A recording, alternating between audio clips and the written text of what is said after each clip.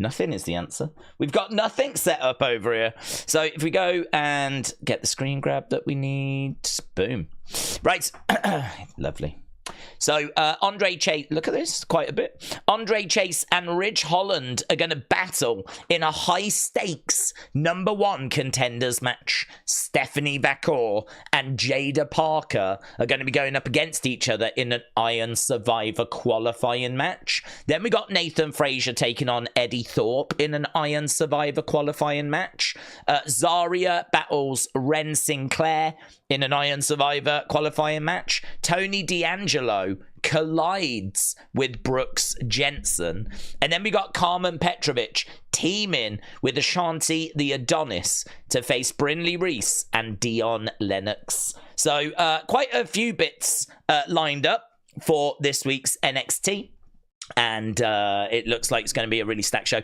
Honestly, I'm not just saying this. This match has got me so excited. I am so excited for this. Stephanie Vaquer has really shown herself, and it's no great surprise, to be a real talent in ring. Like, she's really crisp. She, you know, doesn't get... Sometimes you see girls being a little hesitant. Like, they'll kind of... It's kind of more the NXT level, you know? It's those girls as they're kind of learning, they're kind of, you know, happy feet where they're kind of not quite in the right position and it's a little jittery, and sometimes the shots don't really look that great. They're not really connecting, don't really look brilliant. It's so good to have someone come in that really knows what they're doing and really looks good from the outset. And Julia does as well. I mean, I'd be excited if this was Julia against Jaida Parker. But Stephanie, I think, is... I don't know, she just seems to have a little bit more about her in ring than even Julia. You know, she seems to have a little bit more kind of aerial. She seems to have a few more reversals. I feel like Julia's aura is bigger, though. I feel like Julia will likely go on to be the bigger star. Stephanie, I just really like her in-ring work. It's really tidy. It's really crisp. It's well-rounded. I really like what she does. Going up against Jaida Parker is a really interesting match. So, yeah, I mean, both her and Julia have been amazing additions. So I'm really looking forward to that. That has obviously got a lot going on. If Andre Chase loses, then Chase U disband. Nathan Frazer, Eddy Thorpe will be okay. Be okay. We don't see much of Eddy Thorpe. He'll be okay. Zaria against Wren Sinclair. It'll be a good match. We haven't seen much of Zaria. I mean, she seems to be like a big, strong powerhouse. I don't know that she's bringing the technical ability of Stephanie Vaquer, but it'll be good. Tony against Brooke, that'll be okay. Carmen Petrovic and Ashanti, Brinley, Dion. I'm kind of into the story of them having a bit of a love affair, like a little bit of a flirt thing going on. So I'm not down on that. I'm actually kind of interested to see where that kind of goes. So this is like a real normal episode of NXT, but it's got a few bits in there that really are jumping out as like, yeah, I can't wait to see this. I'm actually really looking forward for this. So should be a good show. I'm looking forward to it. Oh, I wanted to show you this as well, you know. Look at this just as I was setting stuff up. Nothing to do with wrestling. Look at this, right? I was literally setting stuff up. Look at this. Groom plays sex tape of cheating wife during the wedding. So he knew that his wife had cheated on him, and they get married, and he played the video at the wedding.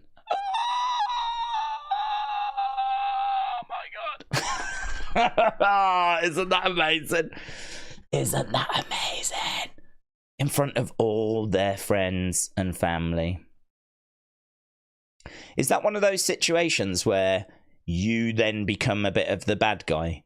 Because what she did was horrific, but what he's doing here is a horrific as well, you know? I mean, if he found out, he could have called the wedding off. Do you know what I mean? Like, to get everyone to put their suits on, go to the actual wedding, to sit there, still go through with everything, and then to put on a display like this to make everyone feel awkward and everything. I don't know. There'll be a lot of people like, yeah, good for you. But I don't know at what point. It's a bit like the Liv situation, isn't it? Like, she got attacked by Rhea and then she came back and wanted revenge. But she went too far. She came back and she went too far with the revenge, and now she's the bad person. Even though in her world, she's not. You know, she's the bad person because she took out Rhea, she took the championship away, she took Judgment Day away, she took Dominic away. Like, the revenge outweighed the original kind of, you know, issue. And I don't know that this outweighed the original issue, because obviously cheating on your partner is about as bad as it gets. But I don't know, man. I mean, man. I was like, oh my God. Oh my God. That was just as I was setting up stuff. Look, you can even see them together there. Look, that must be her and him. Oh, Jesus. I need to watch this video. It's been viewed by 35 million people. It's getting up to Jake Paul, Mike Tyson levels. They were viewed by 60 million. Oh, this poor woman. Oh, my God. And I don't even have sympathy for her.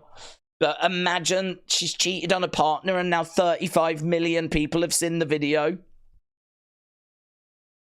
We need to... I want to watch the video, but I can't because it might be copyrighted. I don't think it will be. But if we're going to have the stream taken down, it's not because I watched a woman cheat on... Yeah, it is. It is. That's totally why I would do it. Let's have a look. Can we go bigger? How do we go bigger? Picture in picture. A Chinese man shocked his friends and family. So, standing there. Is it... Okay, so it's just bubbles in the background with sex tape. Have we got sounds? I haven't got any sounds. She had an affair with his husband of his pregnant sister. What? Oh, with the husband. Oh, it was with the husband of his sister. Oh my God. The MC asked them to turn around, so they turn around. What must he be thinking? What's this? Oh, and he pushed her. Did he push her?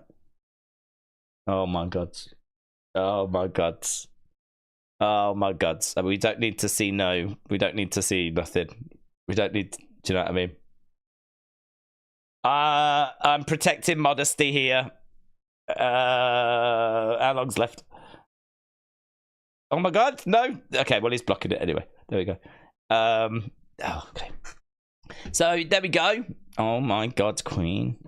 Can you believe it? Oh my... Could you imagine if we didn't do wrestling and instead we just focused on that? Could you imagine if we just abandoned wrestling? We started getting into internet gossip. Oh. Ninja said, the Women's War Games match should have been at NXT, in my opinion. Yeah, that as well. That as well. Kian's like, stop playing it. Daze, it makes sense that you and Tommy weren't eligible for the show. You've have too many sing and dance talents. It would have took the limelight away, says Melissa. Thank you, Melissa. Thank you. I would not be able to compete with some of the level of talent that we saw. So I will agree with you that it was because I was not eligible. But in actual fact, it was out of fear. So yeah, hope people enjoyed the Wrestling Escape Pods this week. I thought it was pretty fun. Sorry about the distractions and the noise that was going on in the background, but we don't need to talk about that. Daze, hope you are well. Have a great day. I enjoyed Unseen, and I enjoyed the pod today. I couldn't stop at your expressions towards Triple T's girlfriends. Thanks for showing my art on the web. I appreciate it. James said the fact that people think Daze and Tommy have got talent is laughable, says James. Let's just flip over. Here's James, look. Excited at the fact it's snowing earlier today. Do you remember earlier, the other day, I was like, I know there's a cherub in James.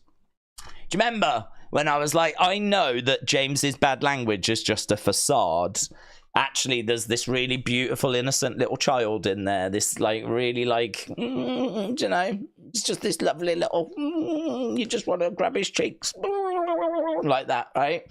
That's how I see James, but he has to put up these barriers. He has to put up this distance. He has to keep a distance, and he does that with the bad language. But if you can break that down, look at him here! Yay! It's snowing. Look at him! I see you, James. I saw the real you ages ago. I saw through this facade, hey? And I want the rest of the community to see the real you, yeah? He was outside doing the angels. Like that. Oh. That was sarcasm, said yeah. Of course it was. Of course it was. You were out there building your snowman, eh? Spartan says, there you are. There you are. Eh? There he is. Playing in the snow. He had his snow coat on, didn't he? And his gloves. And he had his hat on. And out he went, like, with all the other kids in the street. Throwing the snowballs. Yeah, it was snow. We had snow around here. It was quite heavy, but it seems to have not stuck around. Daze, are you looking forward to that mixed tag match today? Are you interested in what's next for Carmen and Ashanti, said Spartan. Yes, I am. I am interested in what's next. I think that this is what NXT needs, actually, is, you know, we have the kind of people going for championships. But, you know, it's good to have some of those other kind of stories, which are maybe more on relationships. And I know this feels forced. And I know that it's, you know, you've just got to just go with it, right? Ashanti's a ladies' man. He's caught the eye of, like, Karma Petrick. But to be honest with you, if you look at the amount of wrestlers that get together, you know, we had Cora and we had Braun. We've got Sol Ruka. We got Tyler Bates. You've just had... Tate and Paxley get married to Javier Bonnell. You know, there's quite a few. So, I mean, this is the sort of thing that's going on, in all fairness, where wrestlers are kind of catching each other's eye and getting together. Carmelo and Kalani, of course. So, I sort of feel like having a little story where he's interested in the women. She's like, doesn't want to, she can see that he's a bad sort of ladies' man. She's probably going to get her heart broken. But she can't help it, and she's sort of interested. I'm kind of like, it's one of those where I shouldn't really care about it or be into it, because it's a bit like, you know. But yeah, I think there is a need for that stuff in NXT as well, you know. It doesn't all have to be about who's going to win the Heritage Cup. It doesn't all have to be who's going to be the NXT champ. Like, we can tell some other stories as well. So, yeah, I'm interested to see what's next in that. I have no problem watching it. I think it's good that we've got, like, something else going on. And you know what? Those segments normally provide a bit of fun, actually. Normally, you can have a bit of a laugh with them. So, yeah, I really don't have a problem with it. James said, to be fair, we barely get any snow, so it was nice to see some.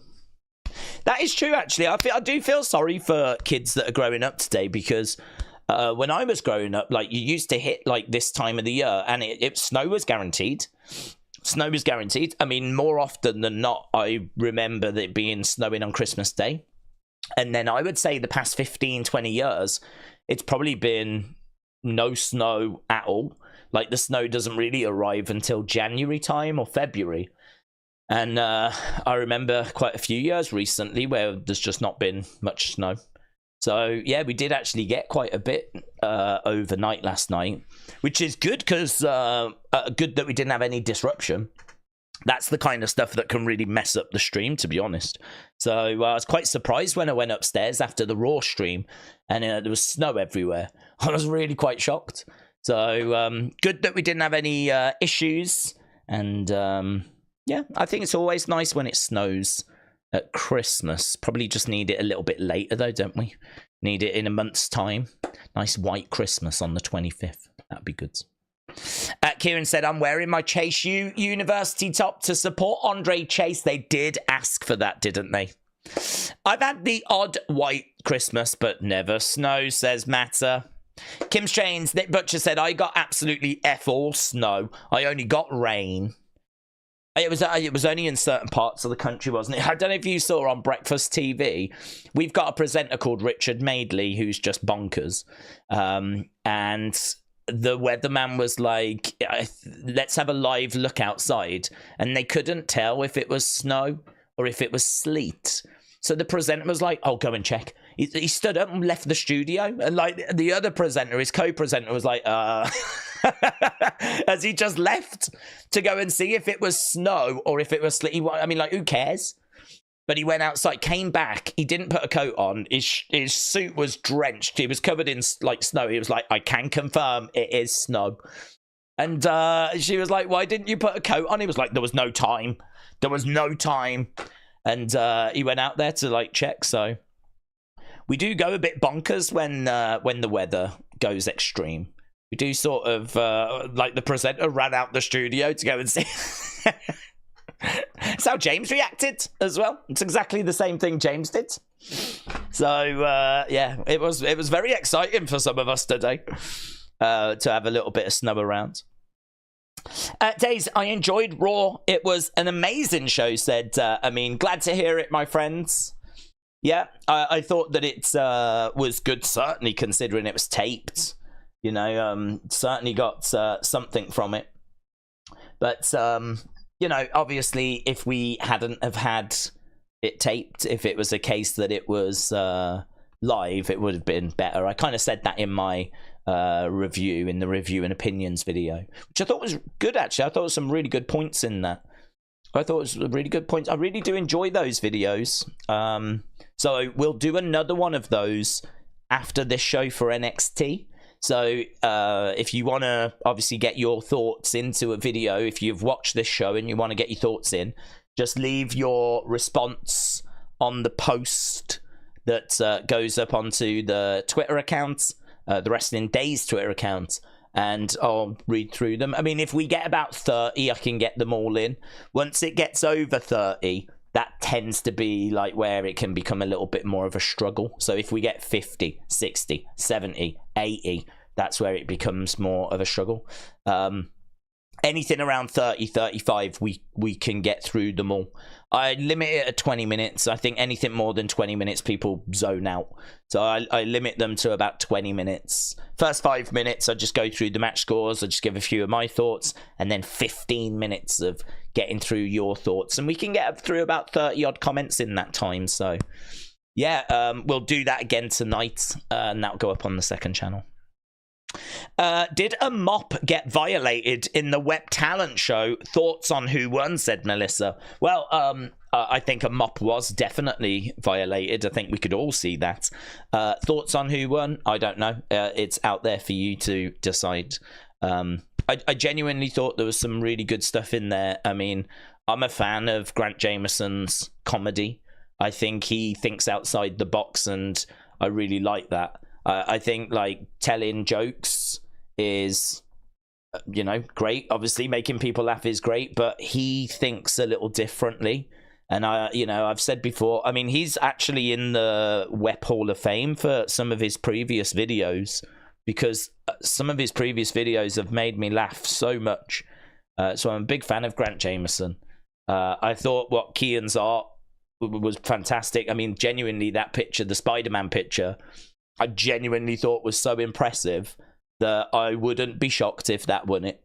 If the Spider-Man piece won it, I wouldn't be shocked, because I thought that showed genuine, real skill. I thought that showed real talent, and that's kind of what this competition's about. So maybe like some people might penalize it because it wasn't in a video and it's got to compete with video, but I think if you look and judge it by skill, that Spider-Man picture's right up there. I genuinely thought the Edward one was really funny, because when I clicked in it, I expected boxing. So I wanted to try and recreate that for people, because when I clicked on it, I thought I was going to see him showing his skills, and then he does Pamela Pumpkin. So I thought, I want to recreate that for people and have them think it's boxing, and then it goes into Pamela Pumpkin. So I just thought that was so fun. That's why I left it last. I left it last for a reason, because I knew that it would get a reaction. So you have to take that into account. Then, of course, it's Bryn again, who I think did one of the hardest things. But genuinely, one of the hardest things is when you're doing comedy, like to base it onto a topic and just deliver it right. I mean, I the kind of comedy I enjoy is reacting and bouncing off stuff. So something will happen and like, whoa, here we go, we can get stuck into it. Actually just standing there going, here's a joke. Oh my God, that's so hard. That is so hard. Because you're starting off cold. I mean, you really have just got a load of people that are like, go on then, entertain me. I mean, starting off a comedy show. Do you know, I really enjoy watching comedy shows just to see the opening joke, the start, because you are literally walking out on stage to an audience which, if they know you, there's good vibes. But if you're an up-and-coming performer and people don't know you, that first open is really difficult. Because everyone's like, go on then, make me laugh. So I thought what Bryn again did was really good, because he was like, I'm going to tell a few jokes, and then he told a load of wrestling jokes. And honestly, some of them were really good. I really like the Michelle McCool one. How does Michelle McCool sleep? Undertaker. Which I've never heard that. I thought it was a really fun joke. And to do it based on wrestling, I think is genuinely really difficult. And then the Miss Clown one was like hard to figure out what he was trying to communicate. I know that he always, like, we joke about him being like the sexy member of the community. So I'm thinking he was going for aura, and obviously he was like doing the Roman Reigns thing. So I was trying to kind of communicate as to what he was trying to get across. I think he missed the trick by not entering his dancing one again. I think if he had entered his dancing one again, people would have flipping loved it. So yeah, I mean, really, I thought there was some good stuff in there, to be honest. As to who wins, well, that's for you to decide, isn't it? So those polls are up on the Wrestling Escape Pod channel right now.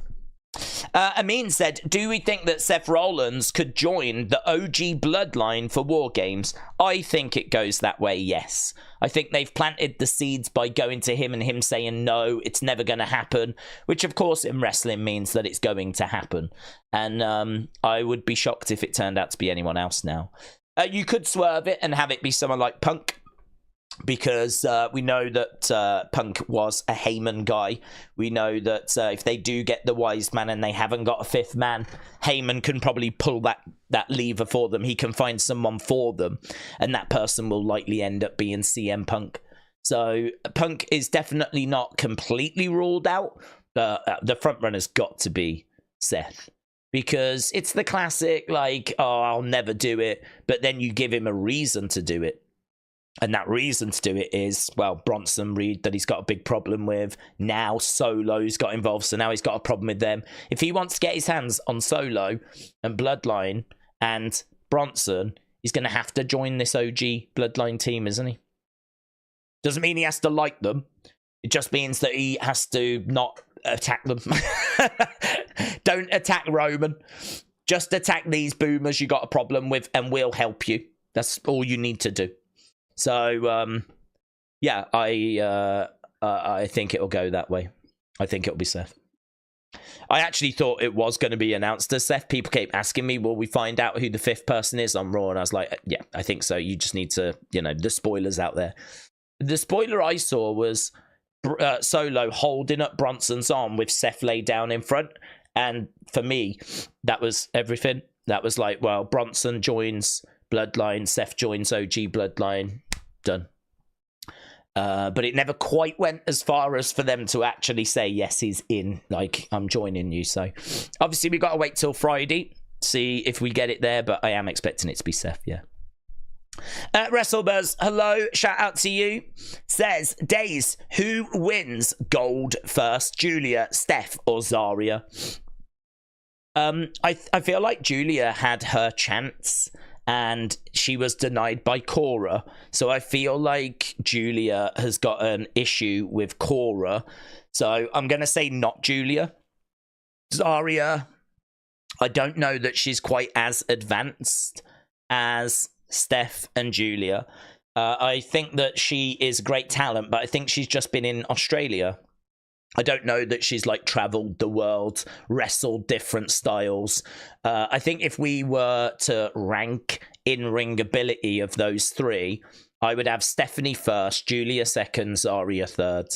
I also think Zaria is a beast who is likely going to just run through the division. So the problem is, if you put the belt on her, it's going to be hard to get the belt off of her. I also think Zaria feels to me like she is going to be in NXT a little bit longer. Actually, if you think about how long Rhea Ripley was in NXT, it was a little bit of time, because she went to NXT UK first. She actually came through NXT UK, then went to NXT. So she was in the developmental system for a little bit of time. And, well, you know, technically she was in the Mae Young Classic. And then she went to NXT UK. So I kind of feel that Zaria is probably not going to get called up next year. I think that she will get called up 2026, 2027. But there's a good chance that Steph and Julia do get called up next year. So with that being said, if I'm going to rule Julia out because she already had her title shot and Cora got involved, if I'm going to rule out Zaria because I think that she is going to be in NXT for a while, why put the belt on her so soon? Then it only leaves me with Steph. So I'm going to say, out of the options on the table, Steph will get the title first. Daze, we trust your judgment, says A.B. Jobson. Well, you shouldn't. You shouldn't trust my judgment. My judgment has been off in the past. But, yeah, I mean, I never claim to get everything right. But I just look at, like, what's being said, what's being rumoured, where the general consensus is. Obviously, think back to where we've been with wrestling. But I said before, like, I had a massive learning curve last year. I think last year was a real reset for a lot of things, because I'm still using Vince McMahonisms. You know, if we're talking about booking and where booking's going, well, the only booking I've known has been Vince when it's come to WWE. And of course, we're not in that world now. Now we're in a Triple H world. So all those old rules are not necessarily true anymore. You know, the company has massively hit the reset button, and so we are in a new world. Like, we're kind of learning about how Triple H books and the little tells. You know, the old Vince tell used to be, if you won on the go home show, you wasn't going to win at the premium live event, and there was countless examples of that. You know, whether that's still true now seems to be. But again, we're still trying to learn and figure out these little tells, these little things that we had when Vince was booking. And yeah, I mean, I didn't think like that Punk would come back last year, and he did. You know, I really didn't think he would. I thought that those bridges were burnt. I didn't expect him to come back. A lot of the dirt sheets were saying, no, it's not happening. He's not coming back. But then, you know, it's funny because there was a lot of people around at that time. Do you remember? I don't know if you remember this time last year, Corey Graves started saying some stuff on commentary like best in the world, or, you know, the savior and all this kind of stuff, like things that felt like were references to CM Punk, right? And so I remember this time last year, a lot of people saying he's coming back. He's coming back. They're starting to tease it on commentary. He's coming back. And I was like, nah, I think it's just Corey Graves having fun. I think Corey Graves can see where the conversation is. And what he's doing is he is fueling that, because he knows what the fans want. And he is just playing into it, right? Because Corey Graves wants to be spoke about. And a great way of being spoke about is if you give people what they want. And what they want is they want teases for CM Punk. You know, Corey could start doing it now for teases for AJ Lee. You know, if he started dropping in like little references to AJ Lee, you know, people will start then going, she's coming back at the Rumble, or she's coming back at Survivor Series. Corey might not be doing that because she's coming back. He might be doing it because he wants to be spoken about, and he wants noise. He wants to generate hype, because the more noise and hype, well, you know, the better, really. That's how the world goes round on social media. So I never bit that.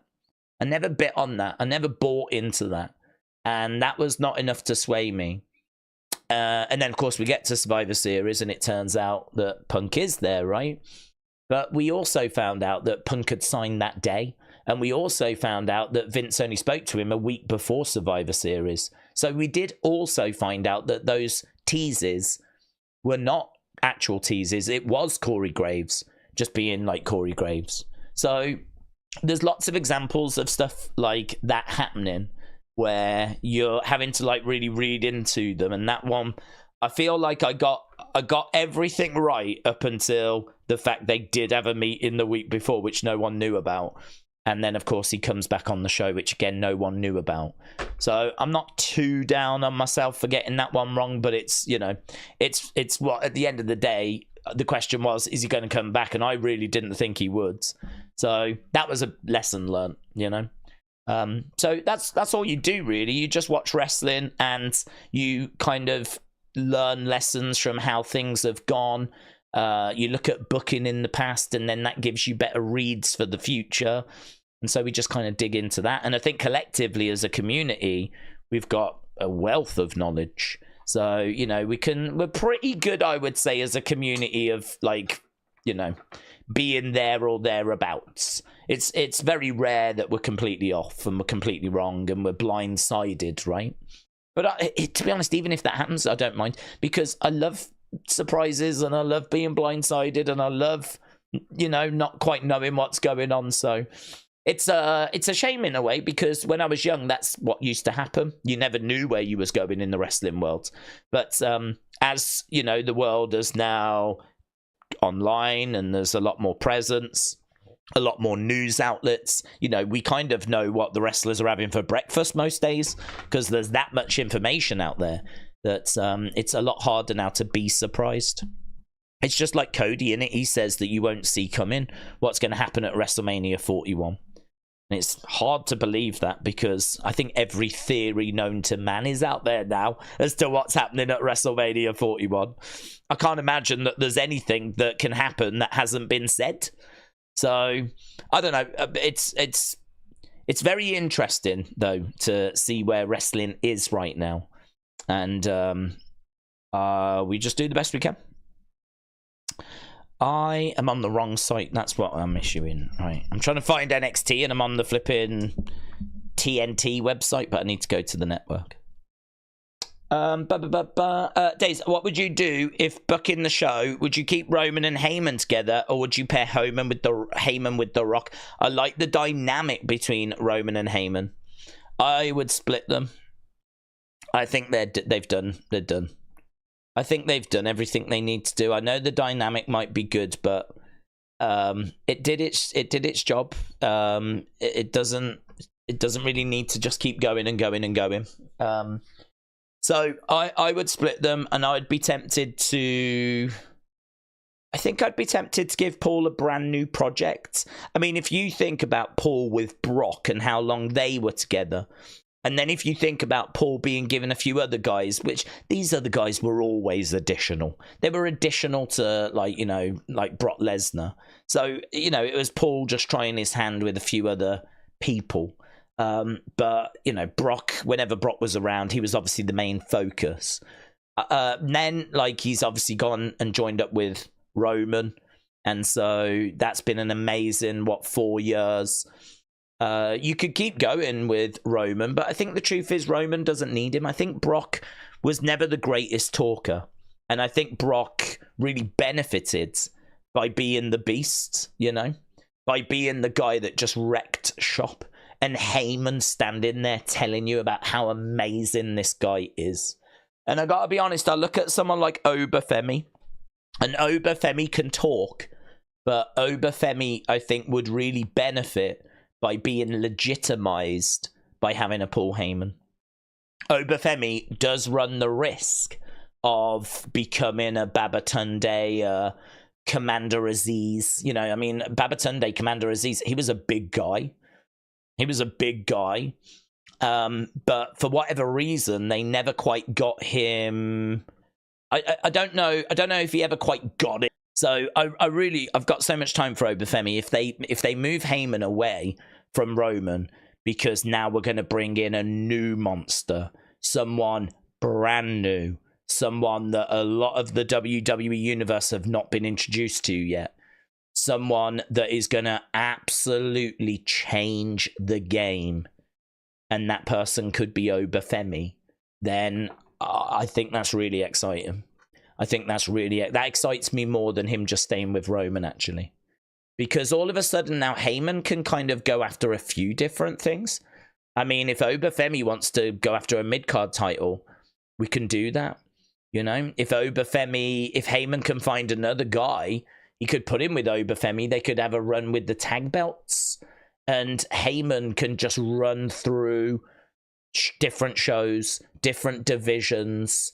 You know, he'll have a whole new lease of life. It's not just about being like at the top with the title and acknowledging, and all of a sudden now he might have found that new big prospect. I suppose it's like when Brock first came in, really exciting, you know, and the game changed, and like I feel like we might be able to capture that with Obafemi. But I think to legitimize him, why not make him a Heyman guy? Why not make him a Heyman guy? Heyman always attaches himself to what he thinks is the biggest prospect, you know, the biggest deal. Imagine Heyman and Oba like running into a match against Braun Breaker, you know, running into a match against Roman Reigns. Like, you know, just them like running through. Maybe Jacob turns face and they run into a match against him. You know, I mean, the options are quite tantalizing, you know, and this could be someone that really is around the top end of the card for the next 10 years or so. I mean, I don't think it's unfair to suggest that Obafemi has got that in his future, you know. Imagine, like, if we get Austin Theory babyface and, like, we get him over with the crowds and he has to try and take down an Obafemi. Like, I think there's some really exciting stuff on the horizon. So, do you just keep doing what you've been doing? Or do you try something new? And I would try something new. And in my mind, I'd be thinking Obafemi and Heyman.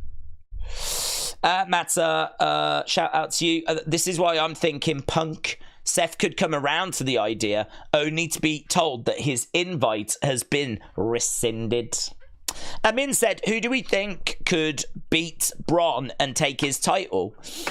Well, it could be Sheamus, and it could be Ilya. I think there's quite a few that are on the table for it. I don't think it needs to be Jay. Jay's next stop should be a world title. Jay's had a mid-card title run. He doesn't need another. So I don't mind Ilya when he comes back. Obviously, I don't think it'll be him because he's going to be away for a while. But I do see him getting a IC title at some point, right? But yeah, I mean, there's a few names that are kind of circling around. The one that you can't shake, well, there's two actually.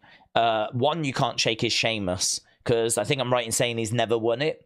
And he's obviously going to be frustrated that his opportunity was took away from him because of Ludwig, right? So Sheamus has got to be in the mix. But maybe next year John Cena has got to be in the mix as well, because I don't think Cena's ever won the IC title. And we know that next year is his last year. So John going for that title would not shock me. Ilya towards the end of next year going for that title would not shock me. Sheamus trying to get his hands on that title, that would not shock me. And I mean, we don't know what the future lies for Jimmy. I mean, we've been able to get Jay crazy over. Can we do the same with Jimmy? Don't know. They keep saying Jimmy is the funny one.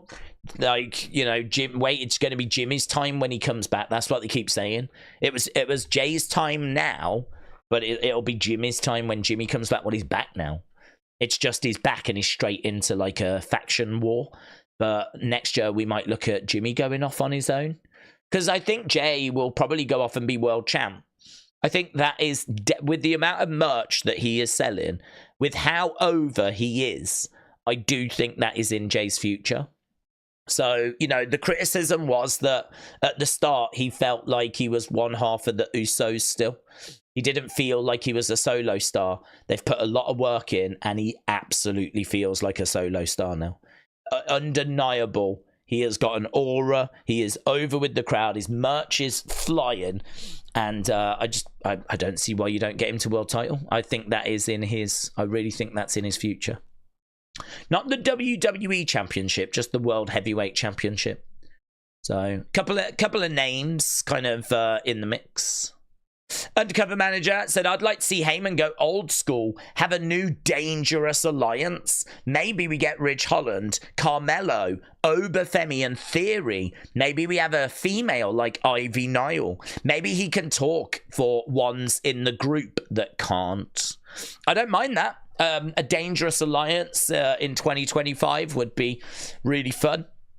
That would be really interesting. The only thing I would say is that's quite a bit of workload for him, because I think he is really enjoying like working with talent behind the scenes. You know, I heard about Damian Priest saying that Paul had given him some advice, saying like about how we can't see the difference between you and the character when you're out there now. Like, you are becoming that character. It's not you playing a character, you are that character now. That was after his promo with Gunther, and Damian was like really appreciative of Heyman saying that. And I think Heyman is really enjoying this freedom that he's got backstage, in the sense of, I think with Vince you always knew where you stood, and it was like there was lines you couldn't cross, right? What Vince said goes, and I'm sure what Triple H says goes, but Triple H knows how much of an asset Paul Heyman is, right? AEW would kill for Paul Heyman, because not only is he incredible on the microphone, but he's the guy that ran ECW. He's the guy that can book. He always seems to have his finger kind of on the pulse. Like, if you think about ECW at the time, it really captured the mood more so than what WWE and WCW were doing. So he was really on it. Fast forward to when he was booking SmackDown in the 2000s. That's regarded as one of SmackDown's best periods.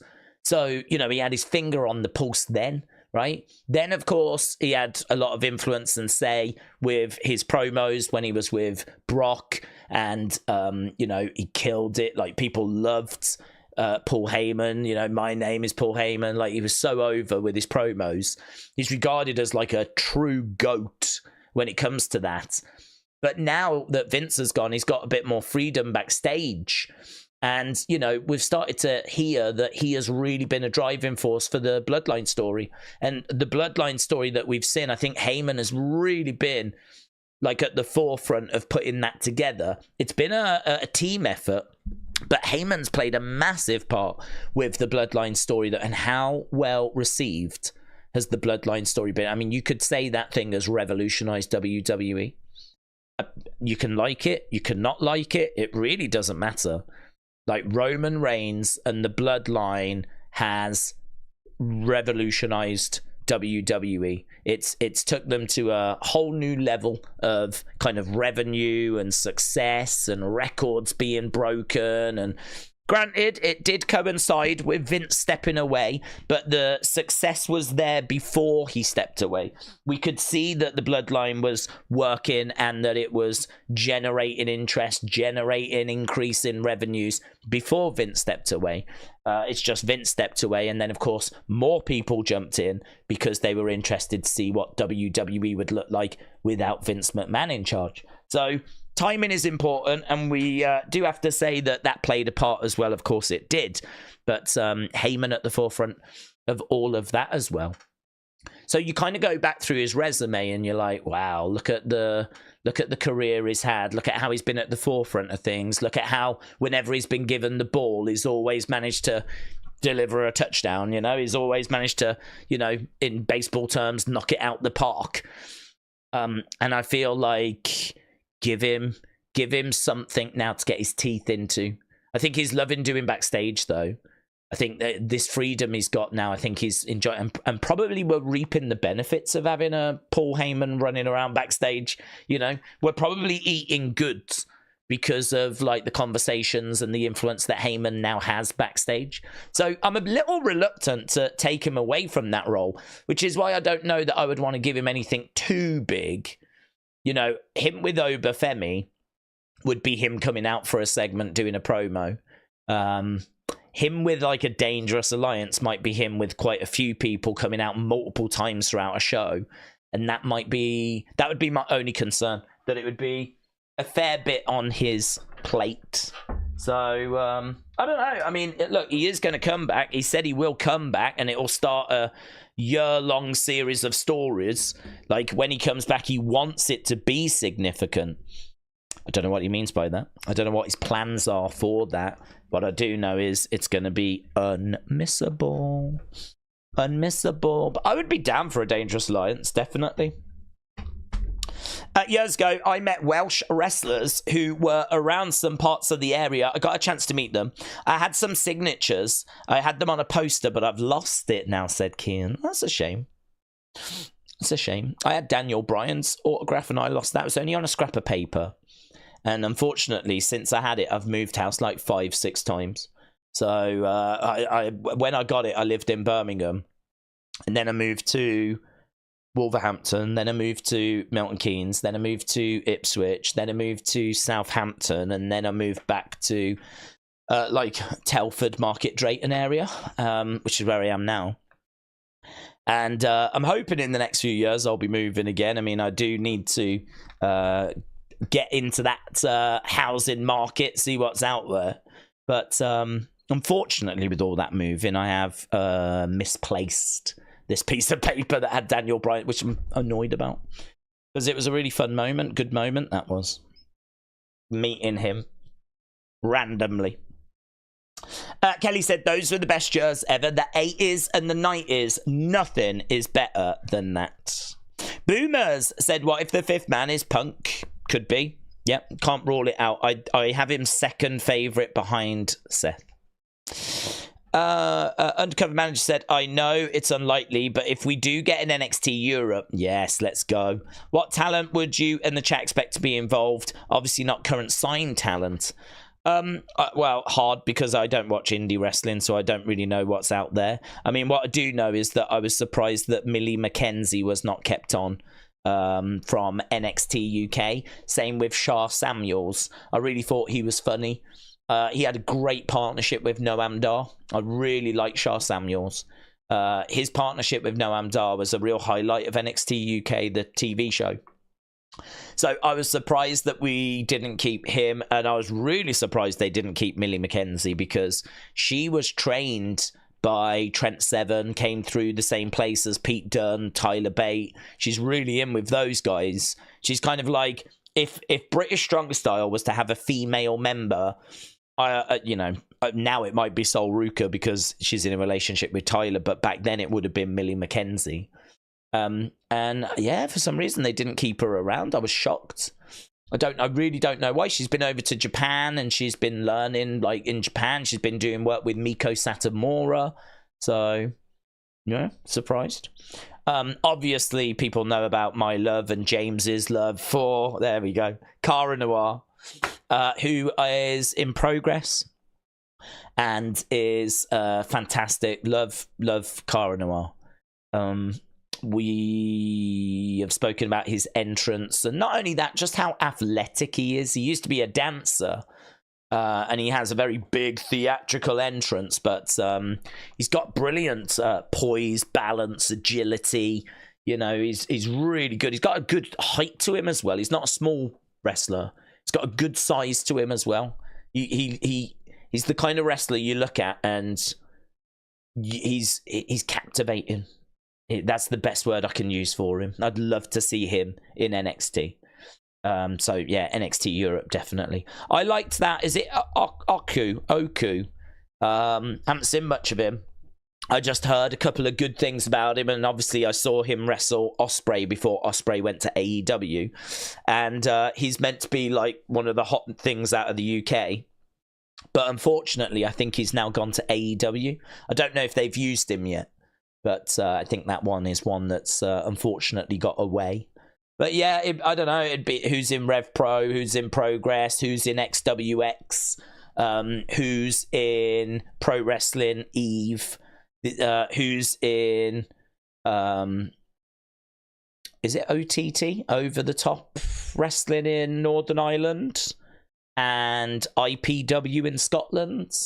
These are the promotions that I think of when I think of British wrestling or European wrestling. These are the kind of promotions I'd be looking at to see who their top champs are, who their best workers are. That would be where I'd be getting the talent from. But actually, you know, this WWE ID, I don't think we've seen any talent from Europe. All seems to be Canada and USA, doesn't it? Which is kind of interesting. Doesn't seem like they've dug into Europe, which is such a shame if you think about the talent they found over here in Europe. You know, Pete Dunne, Tyler Bates, they came out from Europe. Obviously, Lyra Valkyria, she was in NXT UK, so she came through that system. Piper Niven, she came through that system. So, you know, they found talent that they deemed good enough to get to the main roster. Not just talent that they found and then, you know, didn't make it out of developmental, like Pete Dunne's up there, Piper Niven's up there, Lyra Valkyria's up there, Pretty Deadly are on the main roster as well. They came through NXT UK. So they found talent.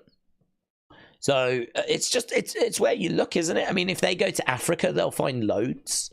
If they go to Japan, they'll find loads. I mean, there's talent all over the world. It just needs an opportunity, which is why I think Triple H was right to want an NXT in Japan, an NXT in Europe, an NXT in South America. I think he was right to want those things. I hope we get that.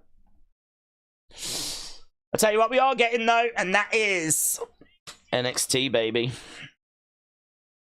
So, oh yeah, I've got a lot of people wearing Chase U shirts. NXT. Welcome to NXT on the CW.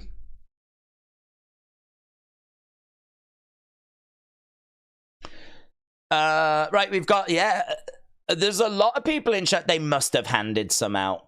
I think they've probably handed them out to people on the hard camera side, haven't they? Vic Joseph, Booker T.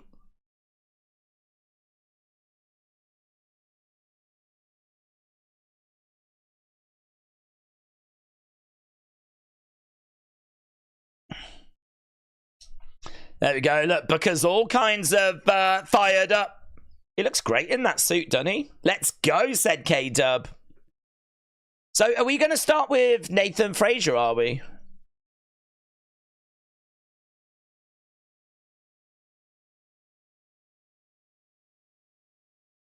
Those tag teams are just going to destroy each other before they get to us, says Nathan.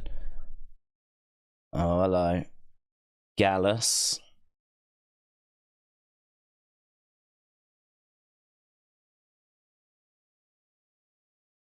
Okay, so I think it's going to be Nathan against Eddy that's going to start the show. Right, let's change this over then. Nathan against Eddy. Nathan is making his way out with his tag partner, Axiom. NXT Tag Team Champs. I wonder if WWE did give those Chase U shirts out, said Chris. Yeah, I think so. There's just too many of them for them not to have given them out on the hard cam side. And it's funny how they're all on that one side and like not really anywhere else. Oh, hello. Is that OTM? OTM are on that platform. Bronco, Nima, Lucian Price. So every time I watch NXT, I worry about the sweet. We must protect the sweets. Yes, I didn't know what you was on about then. But you mean Vic Joseph's. Okay, here's Eddy Thorpe. We don't get to see much of Eddy Thorpe, do we? Are you looking forward to Survivor Series next week, said Amin? Yeah. I think Bloodline is War Games worthy.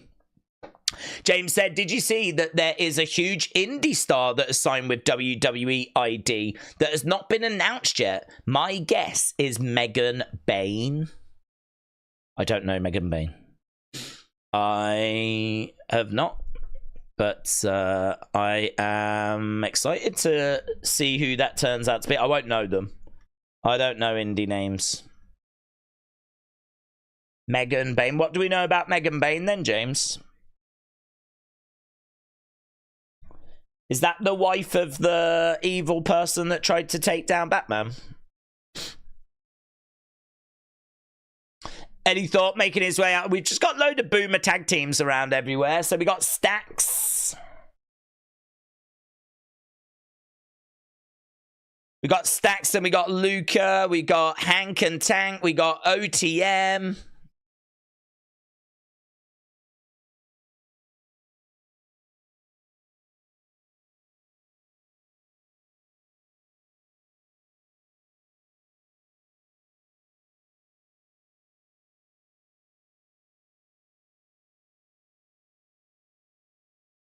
Can you blame him for wanting more? Nice kip up, working on the arm. Boom, down goes Nathan. Kick there by Frazer, but Eddy Thorpe takes a few steps back. I wish they could get more people in this place. Do you remember when they like closed it and they went on the road and there was rumors that they were like refurbing it? I genuinely don't know what they changed. It'd be good if they could get another 3 rows in or something like that.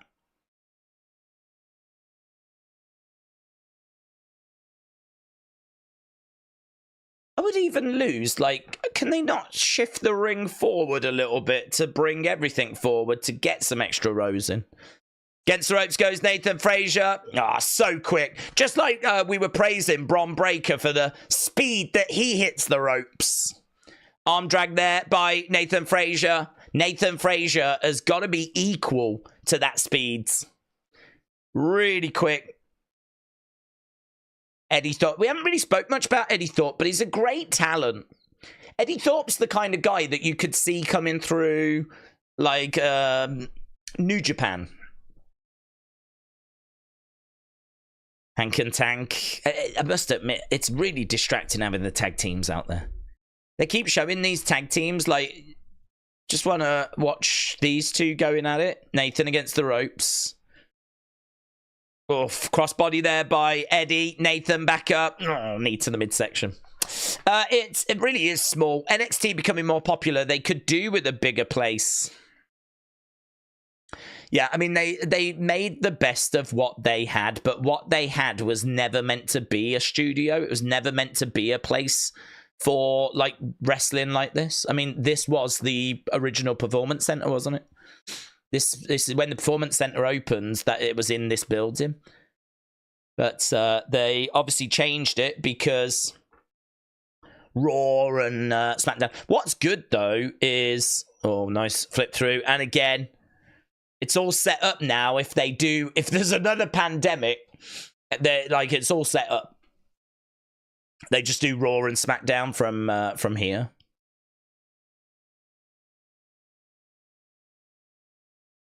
Although saying that, they still moved away from it, didn't they, to do the Thunderdome? They still decided that it was better to have like all those screens, which it wasn't. Nathan going for the cover to kick out there by Eddy. They should build a bigger center. I'm sure they've got the money, said K-Dub. Yeah, they'll have the money. It's just if they want to invest it. I mean, you would think that if they built somewhere a little bit bigger, still keep it in Florida, of course. I mean, you know, if they... I don't know if they can even, make the warehouse bigger itself, you know? I don't know. Perhaps it's just not worth it. Perhaps it'd be worth finding a new place that's already bigger. But then you've got to redo all the inside, haven't you? And perhaps they're thinking financially it's just not worth it. Oh, almost got a 3 count there. Eddy Thorpe as Gallus came out. Eddy Thorpe going for the kick. Roll up there by Nathan. 1, 2. No joy. Quick against the ropes. Both against the ropes. Oh, I love that spot. I don't think this is the moment for it. But those kind of cross-bodying into each other.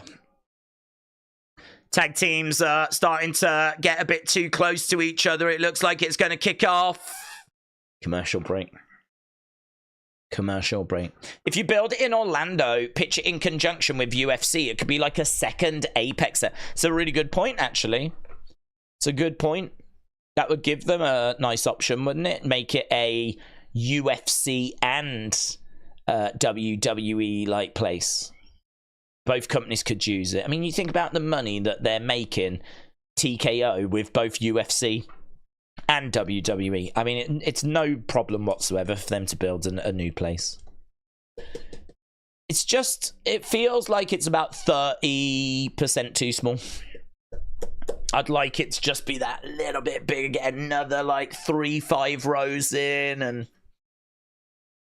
ideally make it so it goes all the way around, because actually the hard cam side hasn't really got any seats.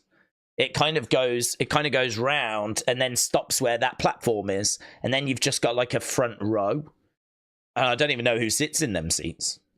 I don't know if it's friends and family and all that sort of stuff. And then you've got another weird stand, haven't you? Because that's a very strange stand, actually. Because obviously when people come walking out, you don't want the audience just on one side. You need them on both. So you've got this weird little stand in the corner. Like, it would be good if it just went all the way round. And it was about 3-5 rows taller. Really, other than that, though, it's pretty good, in all fairness. There's lots of room around the ringside area, which is good. Do you remember when it was cramped? They did have it slightly different, didn't they? And it was really narrow. That sucked.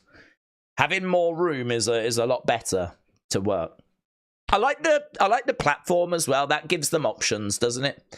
Like, we've seen people doing splashes off there, suplexes off there. We've seen people crashing through the bottom part of it. So I kind of like that platform that they've got. I'd keep that. NXT used to have LED people behind everyone. They got rid of that with the new layout, said Big Time. Yeah, well, I didn't mind the LED people. I can't see why they can't still do that, to be honest. They've still got the screens there, haven't they? The LED people were okay. I didn't think it really added anything. I was never fooled by it. I don't think no one ever looked at the LED people and thought, oh, they've made it bigger.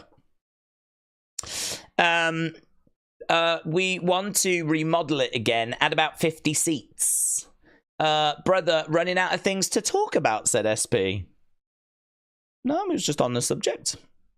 Talking about the matches. I mean, the problem with this match is the fact that we've got all these tag teams circling around. You're just sort of waiting for this thing to turn into a big brawl. Right now, I mean, it's kind of like, what's that game where you turn around and someone gets a bit closer? That's kind of happening. All the tag teams started off quite far back, and now they're all around the ringside area. And they're not far away from each other. We got Gallus and Hank and Tank. Chopped there by Eddie Thorpe. Amin said, do we think the New Day split up at the 10th year anniversary? Yeah, it feels like it's building to that, doesn't it? Springboard, moonsault, grabs a hold of it. Oh, plants him. Nathan in the corner. Lovely. Standing shooting star, and only gets a 2 count. Shoulder up.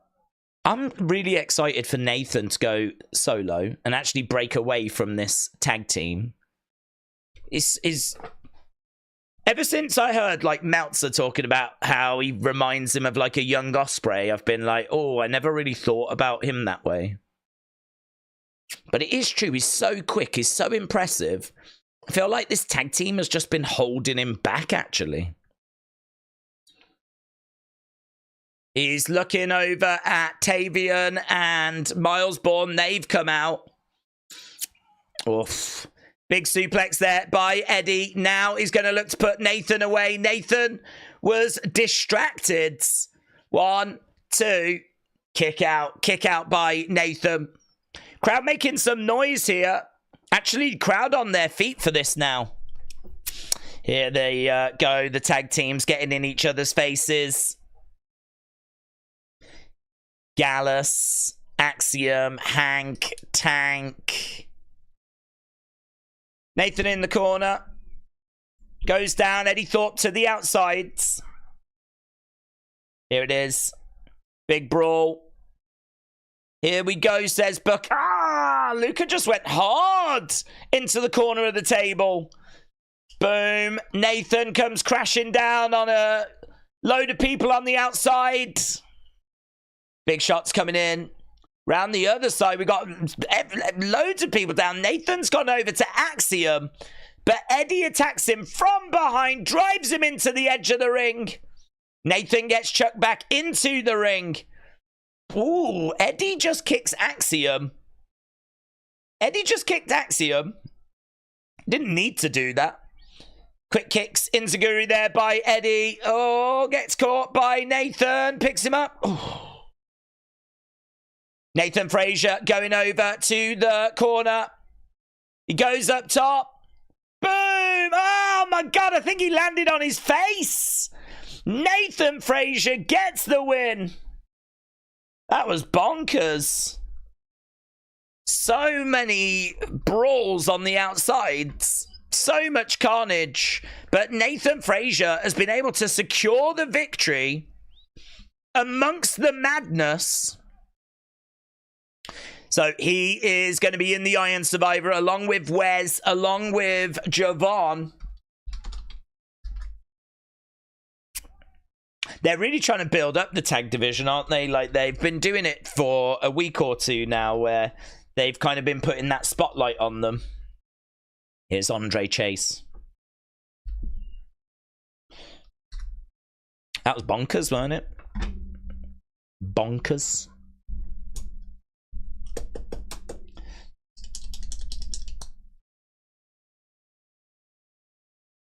When you put everything into Summit, it becomes who you are.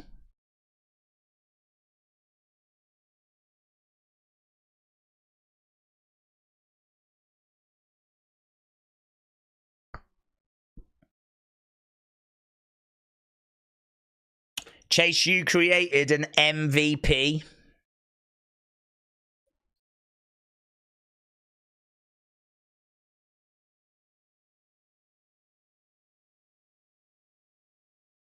Thea's first victory. This feels like the end, doesn't it? It's like an emotional video package. Oh, the calendar. Do you remember the calendar? Oh my God, that was one of the greatest moments in NXT history.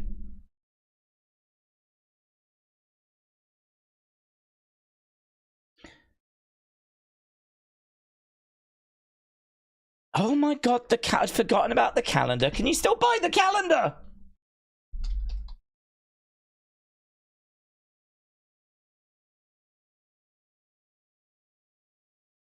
Calendar. NXT calendar. No, just real calendars. Just real actual calendars that they're selling. Loads of signed items, you know. Have you seen these?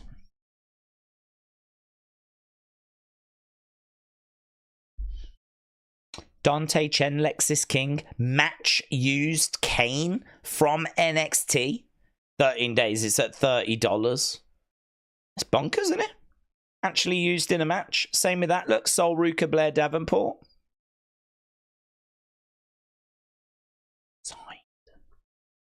So there we go. Andre Chase. Jaida Parker Meechin autograph kendo sticks. I love this match used stuff that they sell. What if we search match used? Match used. Match used. It's all ring stuff in it. Ring, bits of ring. Who's coming out now? Is this Jaida Parker now? Jaida Parker, this is going to be sick, man. This is the match I'm looking forward to. I don't want all these. I want, like, kendo sticks and stuff. What if I go to at the end? No.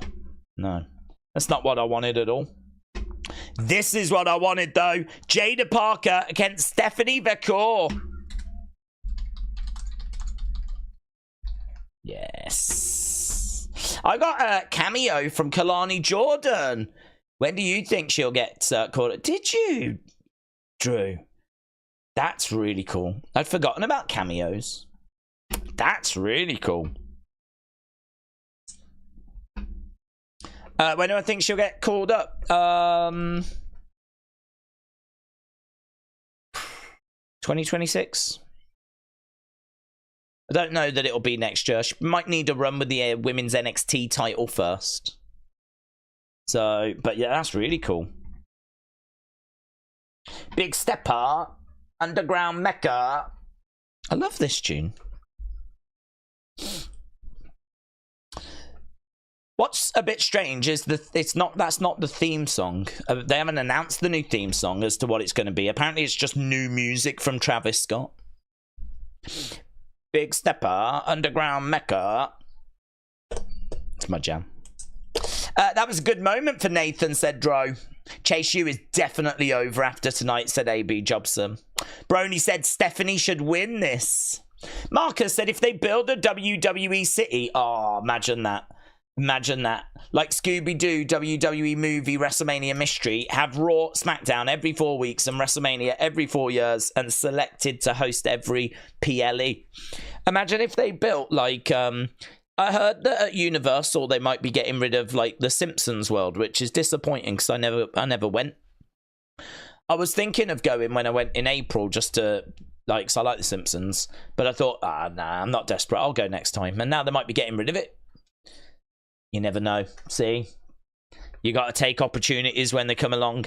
But, yeah, imagine if they did like a WWE world and it had a WWE ride and it had like a mini Hall of Fame and it had like a shop and statues dotted around of like wrestlers from the past, and like that'd be so good. That'd be so good. They could have a few different rides. Undertaker Haunted House, of course. Probably some sort of simulation thing. Probably something like that. There'd be some sort of roller coaster, wouldn't there? Yeah, that'd be so good. I remember there used to be a ride at Niagara Falls. It was called, I think, Pile Driver. And it was one of those rides where you sat in the chair, you went up to the top of the tower, and then it dropped you down. You know, as you're strapped in the chair. But I heard it didn't work that much. I keep meaning to try and find my camera, because I actually went to that shop. I went there. But I filmed. But I have not watched that footage back since I filmed it, and it's going to be 20 years old now. So I need to find my camera. I need to find how to connect my camera to a computer. There's a lot of stuff I need to do, actually. And then I need to watch those tapes and find that tape. Because that footage would be amazing footage. There's really not much footage from the Niagara Falls shot. The fact I was there and the fact I know I have some footage. I need to find that for the world. The world deserves to see that. I heard you say earlier you like watching comedy shows. I do. Would you go and watch Sami Zayn's comedy show? Yeah, maybe. Yeah, maybe. I sort of feel like the clips that I've seen of his comedy show look good, but it's not stand-up comedy. It's like awkward interaction stuff. So like they'll get people out of the crowd to do promos, and then I think the wrestlers sort of rate them. Then like they had Johnny Knoxville there, and Johnny Knoxville was like going off on Sammy, and Sammy was sort of playing the fool, if you will. It's not really the same as like someone walking out with a microphone. I'm sure there might be parts of that Sammy does, though, but I've never seen those clips. When I saw it, he just kept bringing guests out. I mean, he had Becky, he had Kathy Kelly, he had Cody. So I think it's more a show, really. Like Sammy with friends, and like he brings people out. I mean, it'd be a good night. But I like watching comedy shows because you can learn some little bits, like little opens and whatever, and how like they structure shows and stuff like that. So I don't know that you'd get it from the Sammy one. What's this? Scrabble? Why are you advertising Scrabble? Hello, Julia. Here's Julia. It's very different than life in Japan. I am enjoying my time in America. I'm learning a new culture. At the same time, NXT is learning about the beautiful madness that is Julia.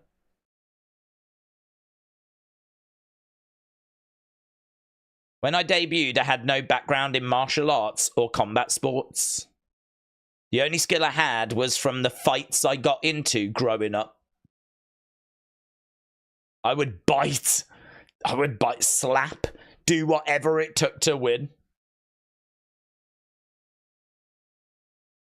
The fans of Japanese pro wrestling describe my actions in the ring as a beautiful madness. A mixture of chaos and creativity that sums up who I am as a person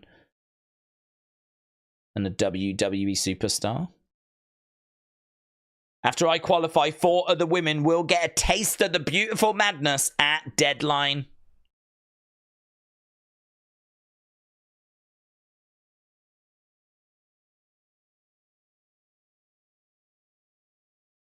Roxanne Perez, I will see you soon. There's Kalani.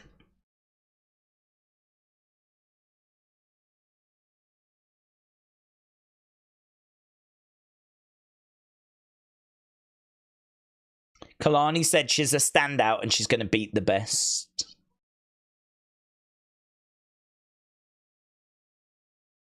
Kalani against Julia in a qualifying match?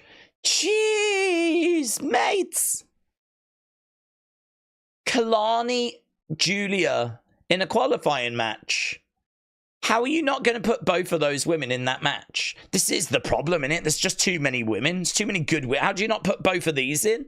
Stephanie and Jaida. How do you leave one of these out?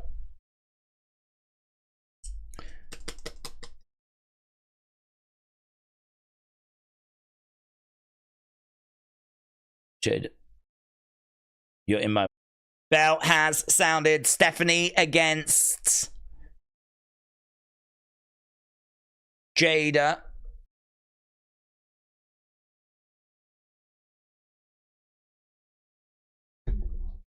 There was a thank you chant, wasn't there? I'm pretty sure Stephanie's getting this, said Porky Pig. Someone needs to take out Julia too, said Richard.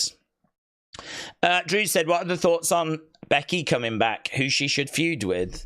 Well, I think she comes back like maybe that first first Raw on Netflix. Gotta think that she's going to have a sight set on Liv after the whole Liv Dom feud. But I really like the idea of her helping out Pure Fusion Collective because I think they are talented. It's just they need to be in a feud that really matters. If you can put Becky and a couple of girls together to take on Pure Fusion Collective, I think that would massively help a lot of women. Look at that shoulder tackle there by Jaida. Stephanie goes down. Jaida grabs Stephanie. Stephanie goes over to the corner. Jaida charges over. Jaida into the turnbuckle. Stephanie goes up, down, roll. Nice. 1, 2. Just a 2. Round the back. Grabs her, rolls her. Looking for the pin. Bridges to kick out by Jaida. And right now, Stephanie working on the arm. Look at that. Look at that.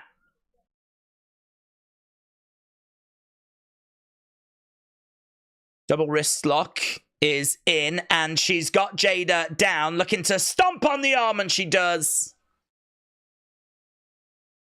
Stomping on the arm of Jaida. Jaida reversing. Stephanie into the corner. Jaida coming in. Stephanie, wow. Wow. Did you see that? Jaida threw a shot. Stephanie jumped up, caught the arm, and then went over the ropes for a draping armbar. Did you see that? I don't think I've ever seen that. I don't think I've ever seen that. Threw a shot, and as she threw a shot, she jumped, grabbed the arm straight into a draping armbar. I don't think I've ever seen that. That was amazing. Jaida, though, is in control. Yes! Let's go, Queen. Let's go, Queen. High stepping. We're not getting a we're not getting a replay of that amazing armbar. We're getting a replay of Jaida doing that. Yes. Oh my god. How do we get NXT tickets? Is it still through Facebook group? Is still the same. I looked it up. Well, I never got them. I mean, I believe it is that way, yes. I believe it is done through Facebook. That was my understanding. But I never got tickets for the house show I went to that way. You can just go to tickets on WWE.com for the live events, but to go to the actual taping, I think it is through Facebook. I want to see Julia, Stephanie, Zaria in the Rumble, said Angel. Porky Pig said the NXT women's roster is so stacked. They need to give some to the main roster. Amin said, Daze, do we remember Survivor Series last year? Raw versus SmackDown versus NXT. Was that last year, was it? I don't remember that, no. I remember us doing it. I don't remember that being last year. It is time for commercial break. Yes, that is where we are. Steph's got some unique moves I've never seen before, said Johnny. Another commercial break. Another commercial break. Richard said Cora Jade took out Julia. I think Jaida will win because of that. Well, we're at commercial break. This match living up to expectation. You lot weren't as crazy about that first match as I thought you might have been. You gave it... I like the fact that you're being very realistic. I like the fact you're not getting carried away. But you went with good 98% for that first match. I think it's very fair. I think it's very fair. I would not have been shocked if it had just clicked over into great. But it's good 98%. Already half an hour gone with this week's NXT. And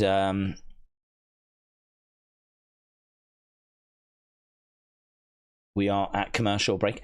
Are you ready for the commercial song, said Spartan. Vaquer wins, but Jaida wins the last chance qualifier, says AB. James said, I think Julia wins the Iron Survivor, beats Roxanne for the title, then Rox gets called up in the Rumble. Big Time said Nikita Lyons is someone who's let time pass her by. All the injuries, the division has really surpassed her and evolved. Amin said, I hope 2025 is the best year for all of us. Same here, buds. Kim Shane said NXT's women's division is the best division in all of wrestling at the moment. I think it'll be that way for a while. Did you know Bobby MVP is in AEW, said Flint. I did see that, yes. Drew said, I know you said you wouldn't go to a live event in England. Well, I would, but it would have to be a day we're not streaming. If you did, how much would you spend for a ticket? Tickets, merch, food? I don't know. I don't have a budget. I don't have a number because I'm not going to one. So I don't know. I mean, straight away, you're putting at least £200 aside, you know? I mean, I'd imagine a ticket's probably going to be 40, 50. Train to get to, if it's Birmingham, for me, is going to be about 20. So I'm already spending about 70, 75, something like that. And then, you know, whilst you're out for the day, you know, you're going to want some foods. You might want to pick up a bit of merch, you know. You don't want to go and not have the freedom to, if you see some at the merch stand, you know, you might see like a really cool signed item, like 50 quid. Sometimes, like, Cody signs those nice poster, like, you know, the pictures. I think they're about 50 quid-ish. Probably 60 now. So I'm not saying I would get one, but I would certainly like the knowledge that if I saw some I really like the look of, that I could. Food's expensive. You know, you're easily spending 15 quids. Drinks, probably like £5 each. So, yeah, I reckon budget-wise about 200. I wouldn't want to spend that, but that would be the rough number I'd have in my head. I mean, I think shirts are like 40, 50 now. Even if you just went and bought a shirt, you know. Right now, Jaida has got Stephanie down. She's got the arms stretched out. Knee in the back. Stephanie trying to, she's on one knee, trying to get up to her feet. Right now, she's up on her feet, and Stephanie trying to find a way out of this. She's reversing it. Ah, shot in the back there by Jaida. Stephanie goes down to her knees. Jaida is right back on her again. She's got this headlock applied. Stephanie trying to get back up to her feet. Jaida very much in control right now. And, yeah, Stephanie down on her knee. She gets back up. Crowd are chanting away. Nice. Oh, lovely super kick there by Stephanie. Jaida comes in with a clothesline. No joy. Big boot there by Stephanie. Jaida goes down. Stephanie goes over to the corner. She looks out at the crowd. Charges over. Double knees by Stephanie. Jaida down. Stephanie. Head scissors. And she's going to look to smash Jaida into the mat. She needs to watch her knees with that move. If she's going to, she does it pretty much every match. But obviously it's her knees that are taking the punishment. Stephanie getting frustrated. She thought she'd managed to get the victory there. Stephanie getting back up to her feet. Jaida on her feet. Stephanie grabbing her. Package. No, looked like she was going for a package pile driver. Stephanie is up and, oh, lovely driver there by Jaida. Going for the cover. 1, 2. Kick out by Stephanie. What I really like from Stephanie is that she's got great facial expressions. You can see how frustrated she's getting. You can see that she's then getting hit with some big power moves here by Jaida. Dragon Sleeper is in. She picks her up. No. Stephanie lands up. Roll up there by Stephanie. I thought she was going to pivot over to give her some extra leverage. She didn't. She's going for that package. No, still doesn't get it. Knee to the midsection there by Jaida. Suplex. Jaida trying to... slamming her down. Chest first. Jaida against the ropes. Oh. Now now Lola Vice has come out, and that's gonna... We just... Oh. Do you know, NXT back in the day, you used to have clean results, you know. Boom, straight across her knee. 1, 2, 3. Stephanie gets the win. That's really disappointing. This is a bit of a criticism I've got with NXT. It's actually WWE in general. We do a lot of protecting, and the problem with protecting is that you might protect the loser, but you also take a lot away from the winner. I mean, look, Stephanie gets the win and she progresses forward, but you know, we sort out. This is only the second match, and we had a whole brawl going on in the end of during the first match. Loads of distractions, loads of stuff happening. Now we've had someone come walking out in this match, like trying to get a flipping clean finish in WWE in 2024 is flipping impossible. Stephanie's got the win. Really good match, just not the conclusion I was looking for. It's a little bit like yesterday, innit, with the flipping Sheamus match that was a banger, and then Ludwig comes out. Or the main event with Seth, and then Solo came out. Okay, we've got Dion, we've got Brinley. Woo!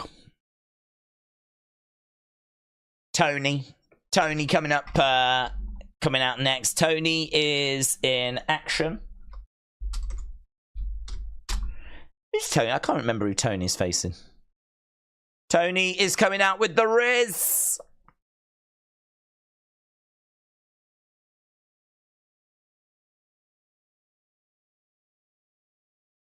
Who's Tony facing? I can't remember who Tony's facing.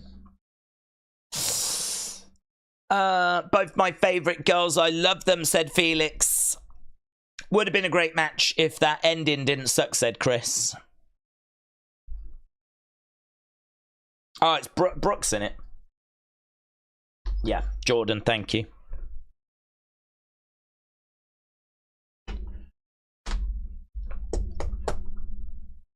Brooks Jensen, Tony D'Angelo. Okay, get your scores in for that last match. What did you think about it? Tony versus Brooks. Christopher, hello. Hope you're well, my friend. WCW used to do that a lot. You would have an absolute classic, and then it would be ruined by the finish. Usually the NWO under Nash's booking. Yeah, I mean, I get it. I get that, like, you know, listen, this ain't nothing new. But what I would say is that I do distinctly remember getting the network and watching NXT on the network, and one of the things that really hit me was clean finishes. That was a signature of Black and Gold back in the day, was you'd have two people like that match and you'd be like, oh man, like they both need to win this, but you would get a clean finish. And it was fine because you put the loser into another feud, another story, and, you know, things just move on. And it was fine. It worked.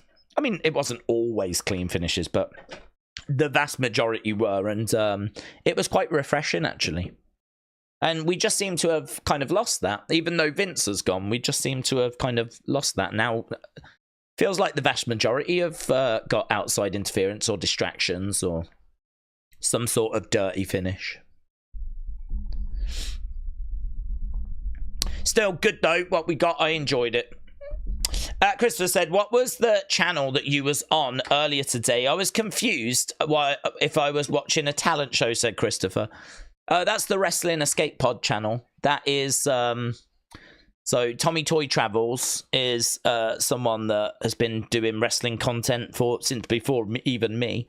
And since about, I think, 2020, we've done a weekly podcast where we just sit down and catch up, really.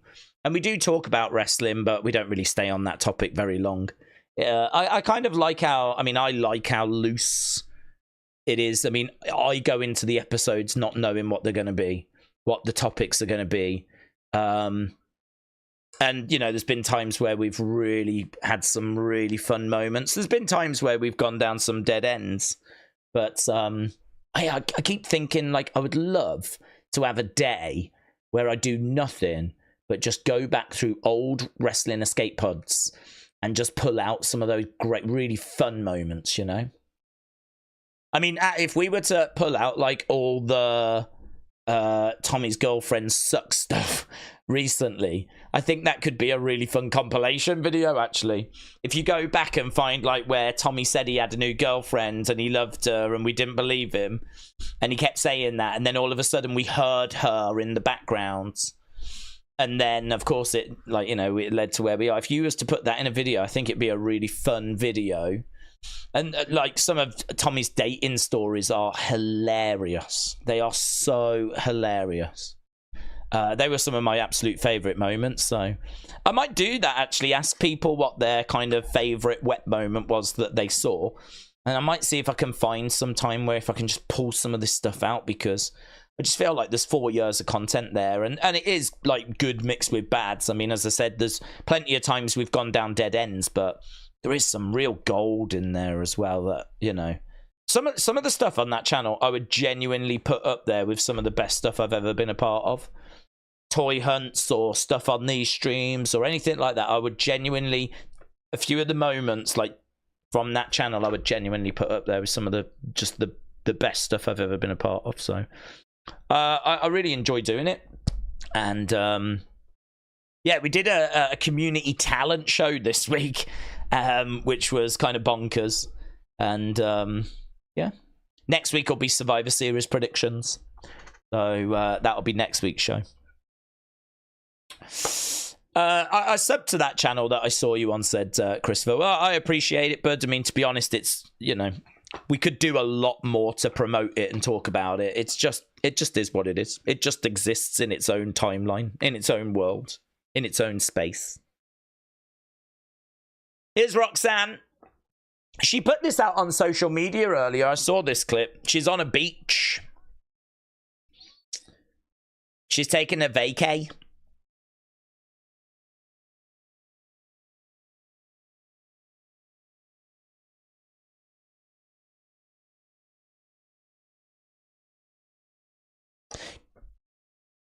Oh, there's Solruka.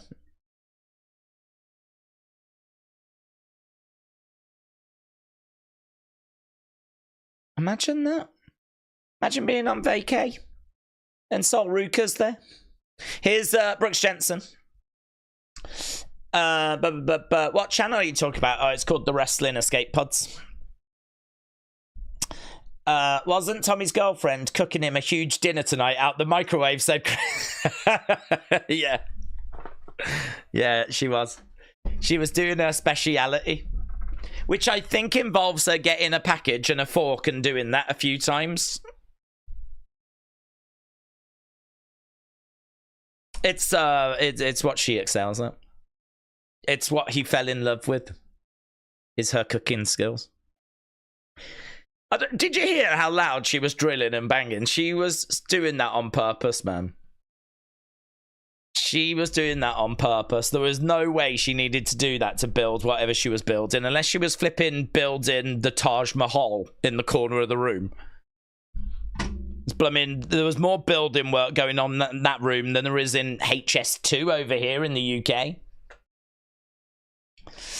Right, we are underway then with Brooks and Tony. Let's go. Tony is the champ from the crowds. Let's end this poll. Brooks gets planted. Ooh, it got a great rating. Ooh, look at that. Only just. Very close to goods. But it does come out at great 54%. Ah, I see ya. I am not down on that. Right, forearm strike there by Brooks.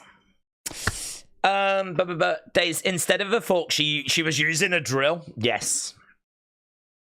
Perhaps she just uses it for everything. Brilliant for pasta. Against the ropes goes Brooks. No, reverses Tony, and Brooks grabs him.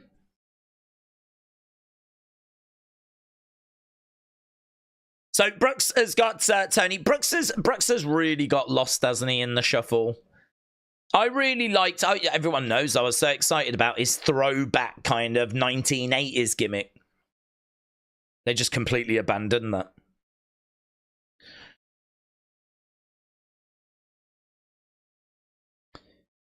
Tony driving Brooks. Brooks has got a good size to him, you know. I mean, he's bigger than Tony. Back elbow there by Brooks. He's grabbing Tony. He's got Tony up on his shoulder. Boom! Top rope there for Tony. Tony goes down. Stomp coming in there by Brooks. And again, stomping away on Tony. Throwing in some kicks. Boom! Double axe handle there by Brooks. One. Just a one count there by Brooks. Kick out there by Tony. Headlock applied by Brooks. He's keeping Tony grounded. He's looking over to Sean Spears. Sean giving him some words of advice. The crowd are behind Tony, though. Deadline, December 7th. Boom! Back they go, but Brooks keeps the hold on.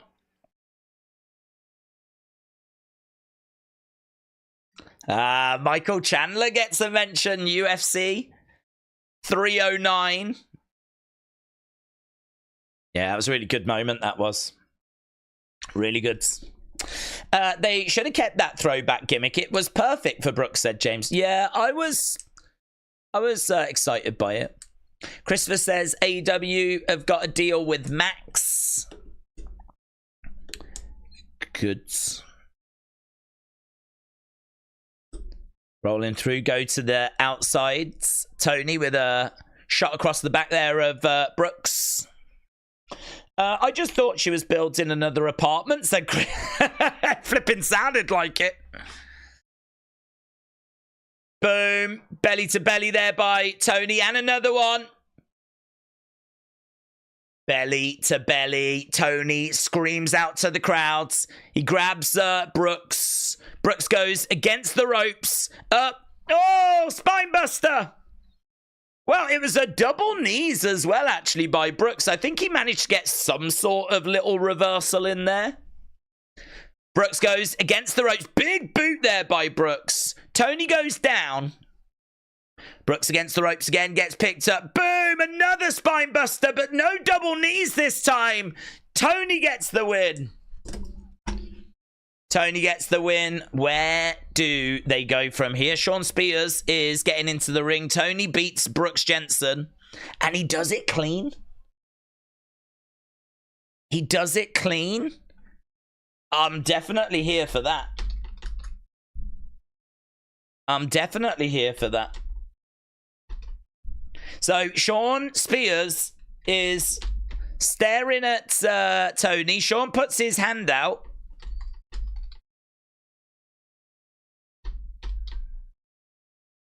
Chop block from behind.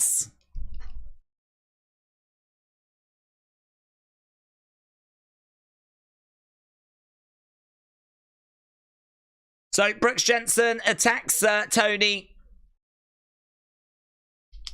after the match. Oh, why can't we all just be friends, eh?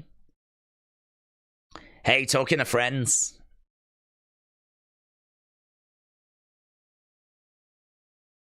Tonight. They're going to lose tonight.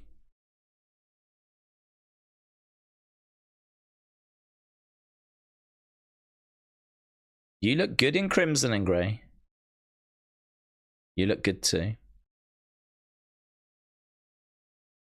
God. Jeez. We need to get our hands raised. Let's go. Here we go.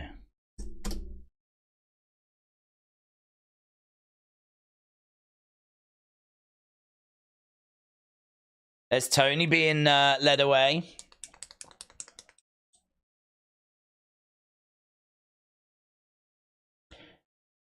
Okay, so Brindley and Dion Lennox. There doesn't seem to be any sexual tension between these two. Dion and Brindley versus Carmen and Ashanti. Oh my god, if Carmen and Ashanti get together, it's going to be like Macho Man and Miss Elizabeth, but only better.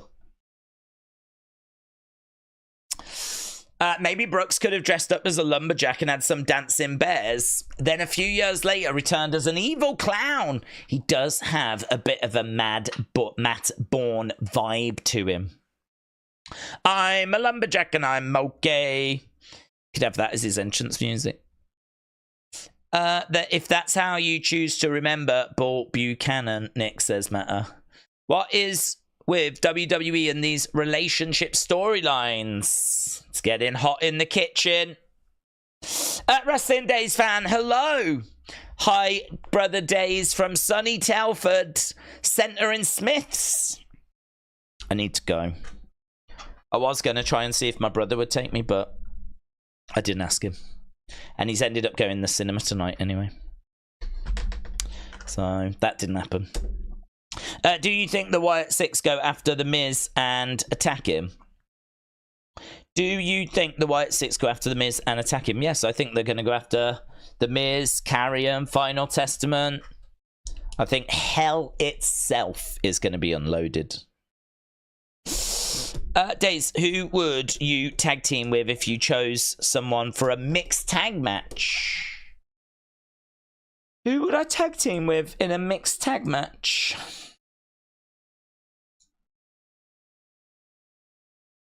Don't know. Probably...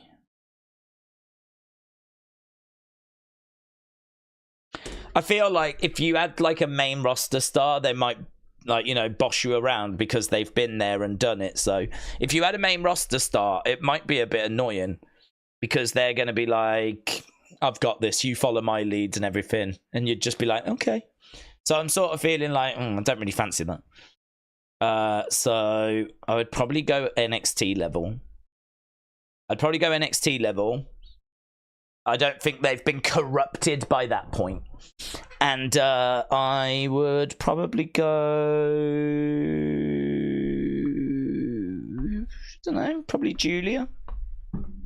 First of all, you know she's single, so you can flirt with her. Second of all, she's a great wrestler. She's probably going to help you get the win. Third of all, mad aura. And, you know, I will ruin that aura by coming out with her. But imagine me in the same kind of mask. Imagine me in the same kind of entrance gear and that same mask. And we come out. Da, da, da, da, da, da, da. You know? Amazing. And you know she's not going to just go running off to her husband's. Right? She's not married. I don't even think she's in a relationship. I don't know. So, do you know what I mean? Like, it's ticking a lot of boxes here. It's ticking a lot of boxes. So, yeah, maybe Julia. Plus, like, she's still exploring America. So you could, like, take her to some places, couldn't you? Like, oh my God, have you ever been to Cheesecake Factory? And she'd be like, no. I'd be like, oh my God, wow. It's amazing. Let's go. Have you ever been to Wendy's? No? Wow, jeez. Let's go. Have you ever heard of Walmart? I'll take her to all the best places. Here's Lexis King.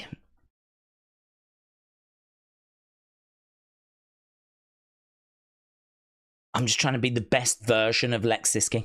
Who is he talking to, please?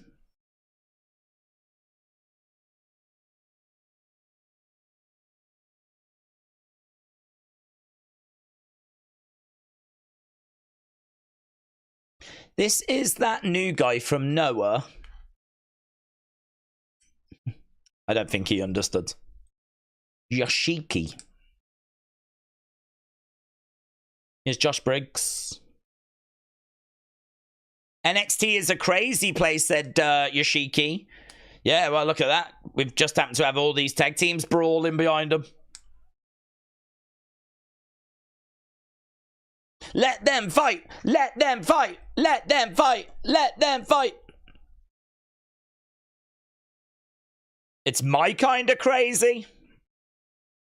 Apparently, they've been doing tag matches together. Josh Briggs and Yoshiki. Welcome to the underground. I hate Walmart, said duplicate accounts. Well, then you're not going on a date with me. Here's Ashanti.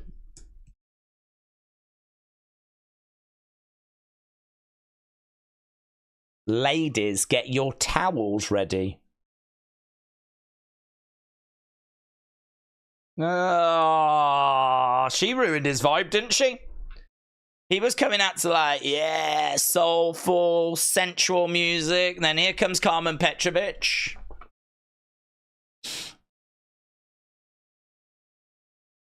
Does she need the sword? Does she need the swords? I don't think she needs the sword.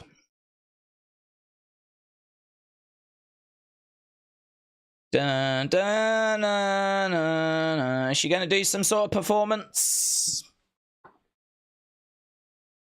Not really. She doesn't need the sword.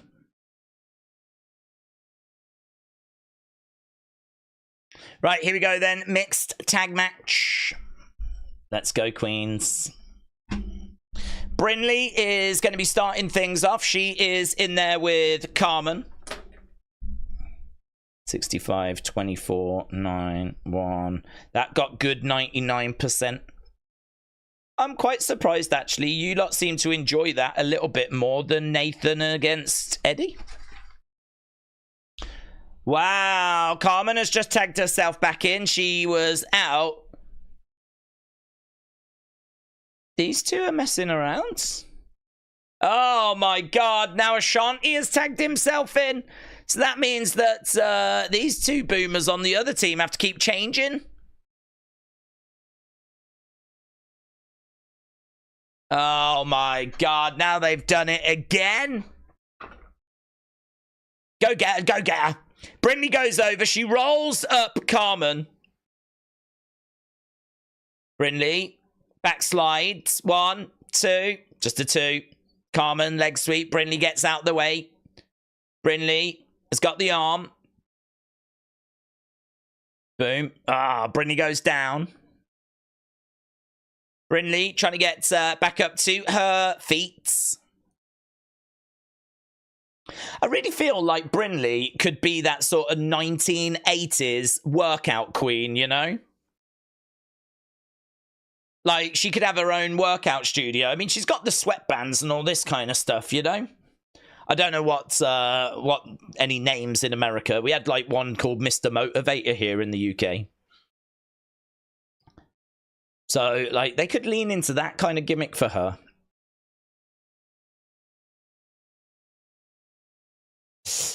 This is a bit of a silly match, but it's not bad, said Chris. Boom! Drop kick there by Ashanti. Charles said, I said that sword was a bit cheesy since day one. Wrestling Daze fan said, I did a video for you. I'm going to go to Smith's. Just meet at Town Centre, said Wrestling Daze fan. Wrestling Daze fan, shout out to you. I need to go. I do want to go. I don't know when I'll get a chance to go. But I would like to try and get another one in before the end of the year. Gets the ropes, down goes Ashanti. What's she doing all the way over there? Get in the corner. Stupid Carmen getting in the way. Dion Lennox goes into that top rope. Ashanti all over Dion Lennox, throwing in some big right hands. A couple of them shots didn't look like they hit, actually. I don't think that was quite the right camera angle. Against the ropes goes Dion over the other sides. Dion again ducking underneath. He's getting some decent speed there, Dion Lennox, actually. He was building up a bit of decent speeds. Clothesline, down goes Ashanti. Obviously, we're building towards our main event, which I'm thinking is going to be Andre Chase, Ridge Holland. Now the women are in there. Clothesline by Brindley. Brindley against the ropes. Cartwheels over into a clothesline. Come on! Oh my God, she needs a bum bag. She needs a bum bag. Maybe not when she's wrestling. Does she come out with a bum bag?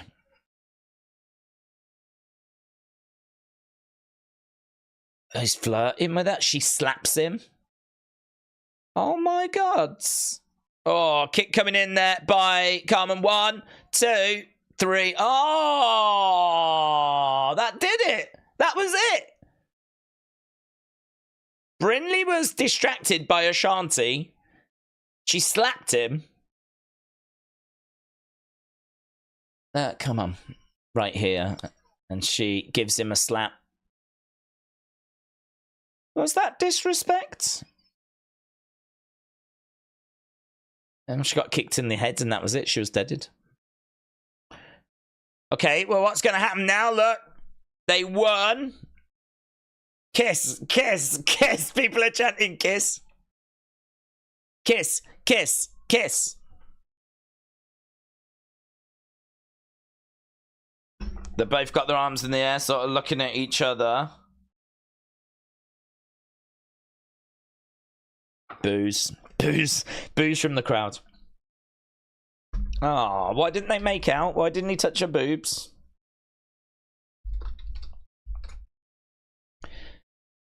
Did you enjoy that chair shoe field trip down memory lane?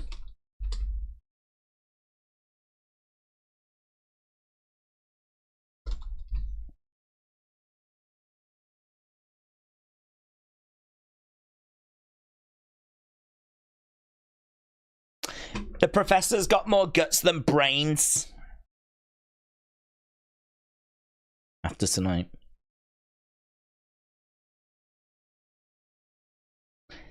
They'll flounder on their own with no father figure to tell them what to do. You made the wrong gamble.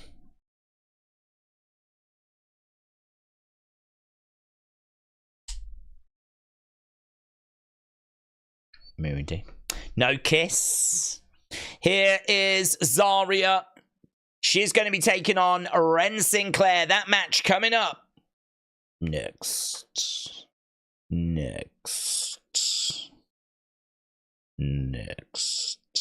Donald Trump names Linda McMahon as U.S. Secretary of Education. What? Linda McMahon's in charge of education? Hey? Linda McMahon. Trump set to name Linda as Education Secretary. The Queen, my Queen. She's gonna be overseeing the education of America now. Trump transition co-chair Linda is expected to be named Secretary of the Department of Education. The decision took shape after it became clear that McMahon would be passed over for a Commerce Secretary. President-elect Donald Trump named his other transition co-chair Commerce Department leader. I don't really know what that means. McMahon served as... yeah, but what's her job? What's it mean? What does that mean? What can she do? Former professional. Savvy running business. Close friend of Trump, long time boss player, small business recently since last year. Part of recent policy. Oversee while it's been determined dismantling core functions. Appointment. Well, what does the Education Secretary get to do? Education Secretary responsibilities. What can they do? US, not UK. US, please. The Secretary is responsible for the overall direction, supervision, and coordination of all activities of the department and is the principal advisor to the President on federal policies, programs, and activities related to education.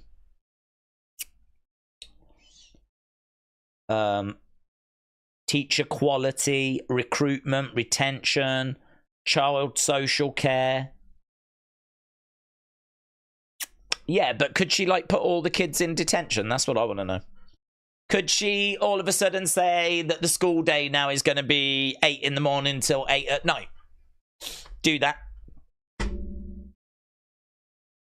Oh my God, guys, if you're young and you still go to school, your leader now is Linda McMahon. That is your spirit animal now. I think that's how it works. Linda McMahon is now your spirit animal. She is your guardian angel. She's watching over you. You're so lucky. You are so flipping lucky. The Secretary of Education oversees important education funding. She oversees investigative offices. Huh?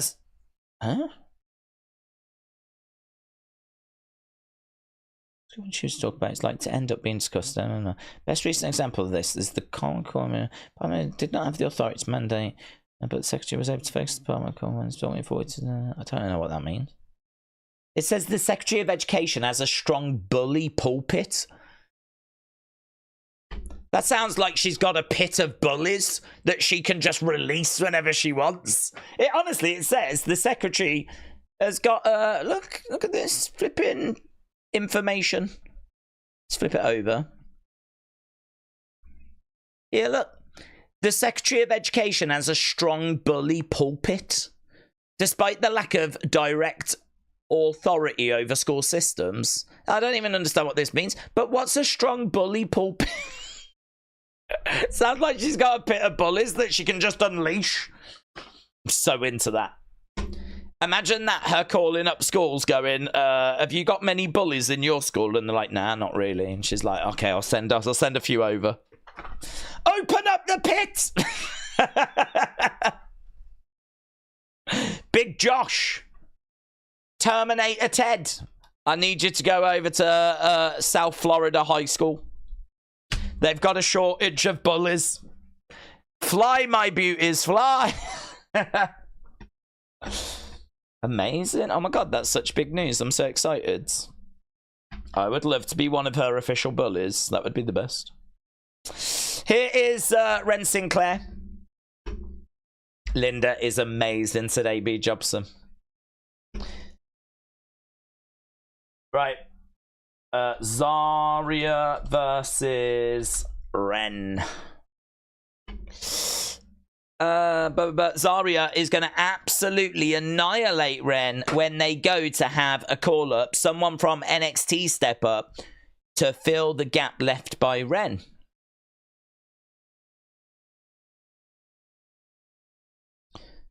This match is brought to you by Monopoly Go, where money talks and friendship pays. Here's Zaria. Here she is. Let's go. Zaria.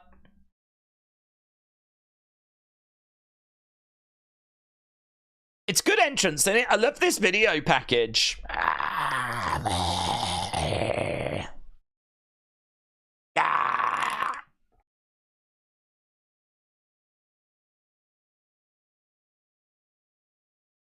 Da, da, da, da, da, da, da.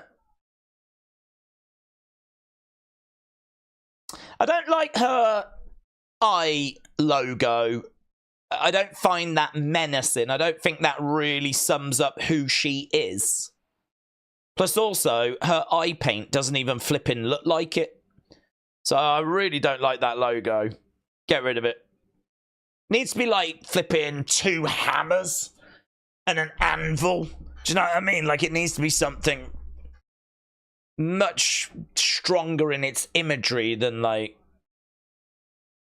that eye makeup. Wren Sinclair in the corner. She's a little bit nervous, and so she should be, because she might be about to get murked. 67, 16, 9, 7. Good 93% for that last match.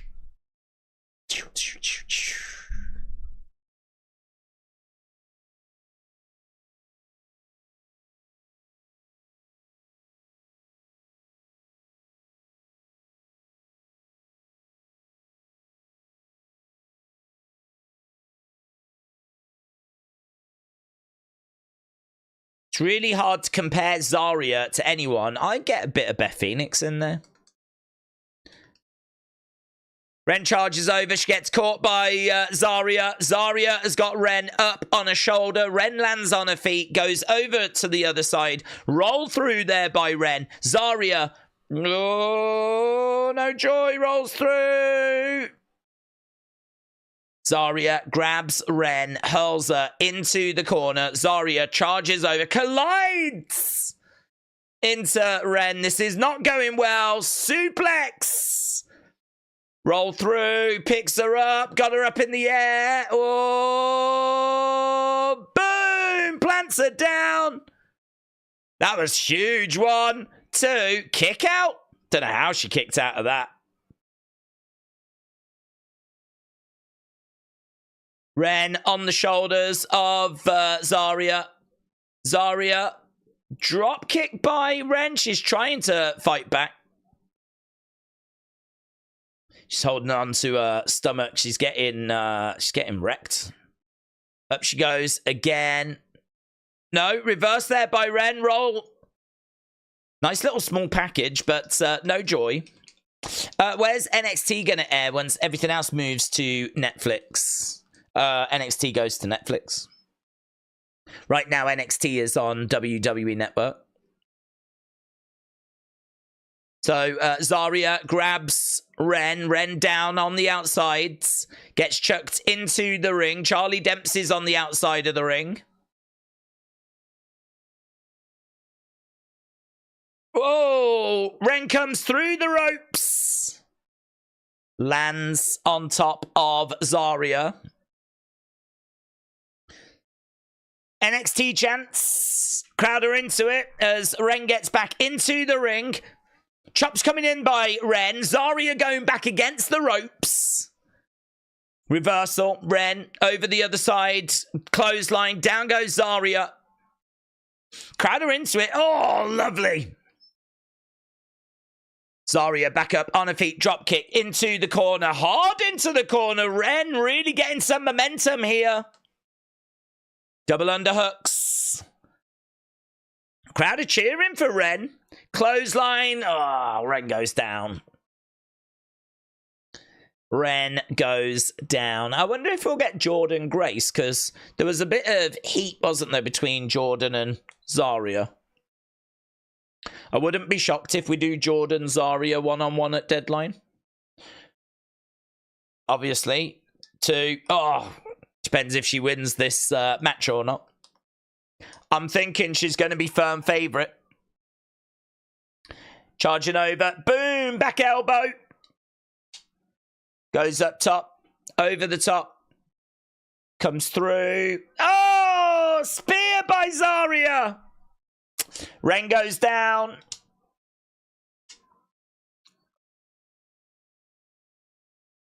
I think there's a sign that says Muscle Mommy.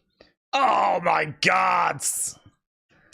Boom, like an F5. 1, 2, 3. Well, if she is facing Jordan, it's going to have to be in the Iron Survivor match, because Zaria has qualified and she murked Wren Sinclair. Let's get match scores on that one. Bang! Oh my God, what a spear that was. You could see Wren Sinclair's soul come out of her body. She managed to disconnect her soul with her body.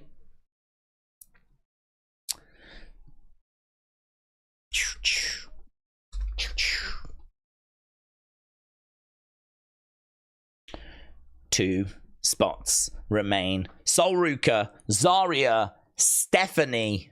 That's the lineup so far.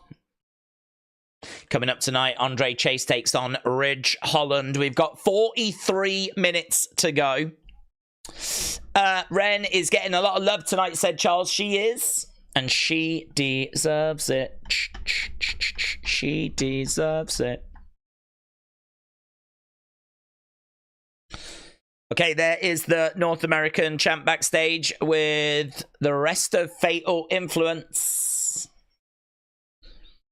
Booze for Fatal Influence. No, not very popular.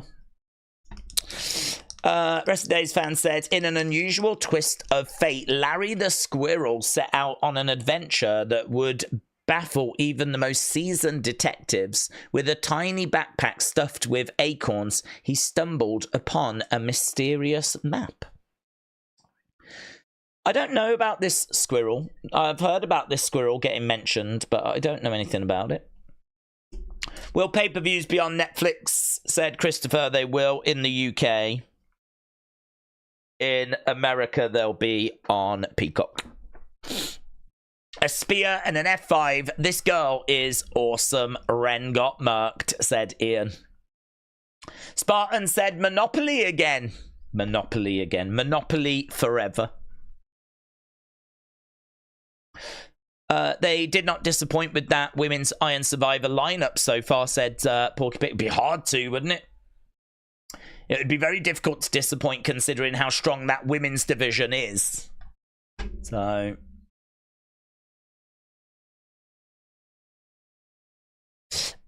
big up the gifted memberships, says Gary. Is Coach Co in the room under a different name? Who is Coach Co? Could you imagine if it turned out to be like someone famous? That would be insane.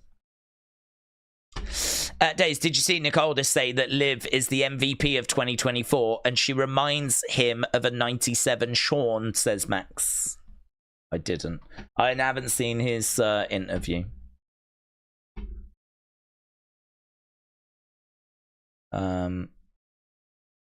So, no, I have not. Rest Days fan. I have no idea what we're talking about in regards to this squirrel.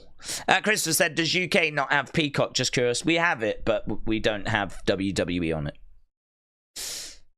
Hello, Tamatonga. Hope you are well. Shout out to you. Charles said, I love Fallon's outfits. My favourite female wrestlers are in NXT. They're Julia, Stephanie, and Delta, said Nathan. AB said, Fatal Influence is the gift that keeps on giving. Big Time said, thought it was a good showcase for both ladies. Yeah, it was good. We'll have to see how good as people keep getting their votes in. Keep getting firing in your votes. So beat the competition and give back. Shout out to you, my friend. Really appreciate the support. Firing in some memberships earlier, which is such a kind gesture. So appreciated. So I just noticed up here, like, I never really look at the name up there. I really should start doing that. I don't think it will massively help me because sometimes people give twice in a row. But I did notice there. So beat the competition and give back. Appreciate the support, my friends.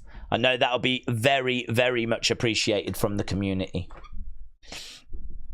Oh, I meant to say as well, member stream this week will be on Thursday. We were going to do it Wednesday because I thought Misfits was this week, but it's actually next week. So it's not Misfits this Thursday, it's next Thursday. So we'll just do this week normal. But it is still going to be that this is the week that we'll vote for the Hall of Fame person. Yeah. So I will put a post up. I don't know, it might be tomorrow. I'll put a post up asking for who your nominee is for this month's Hall of Fame entry.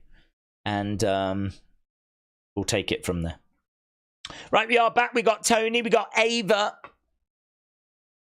Tony's upset at what Brooks did.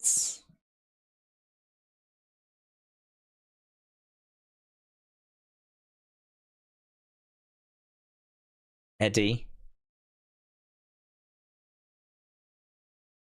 What's the final word?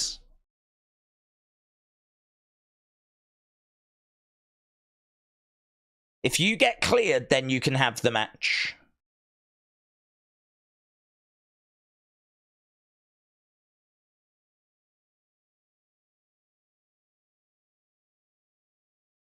Eddie's upset. Oh, he's really upset. He's stormed away. Doesn't he know that's The Rock's daughter? Oh, my God. The Rock ain't going to appreciate it if he's watching this show, is he?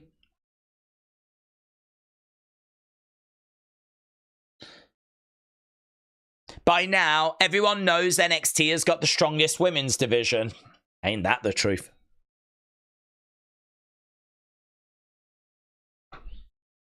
Fatal Influence has always been ahead of the curve.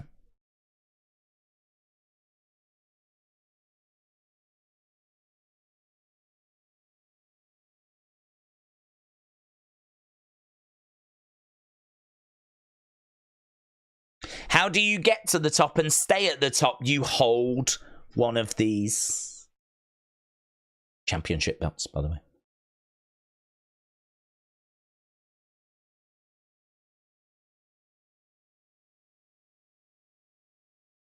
We really don't hear much from Jasmine, do we?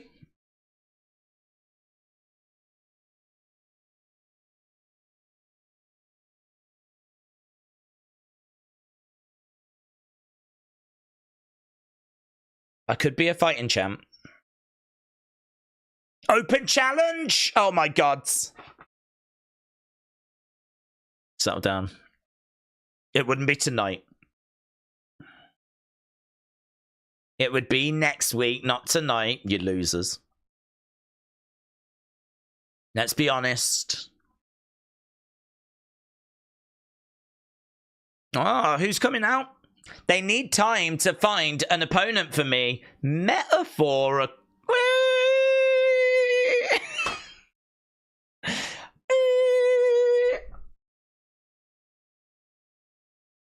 Wow. Jakara's hair grew long in a week.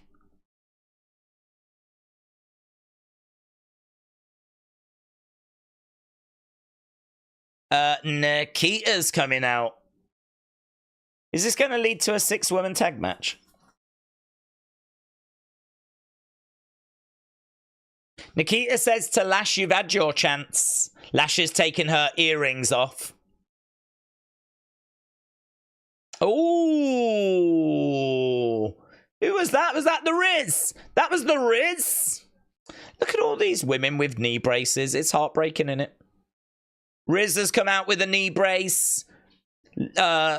Nikita's got 2 knee braces. Referees are coming out.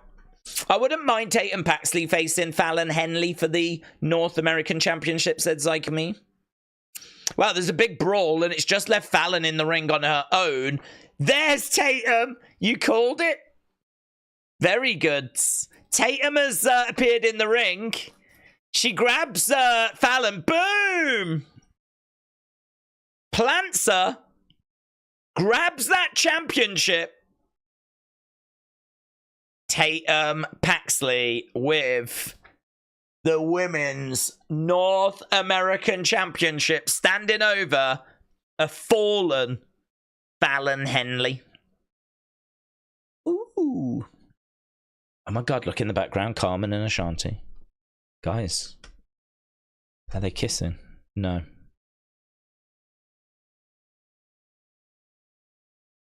They're still not kissing. I think you did really good. Okay. You go first. Yeah. I think we did really good.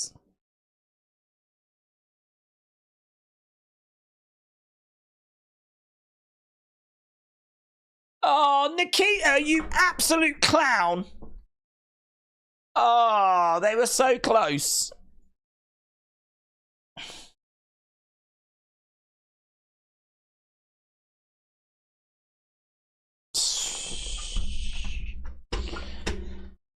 It was getting good, man. They were literally about to bang.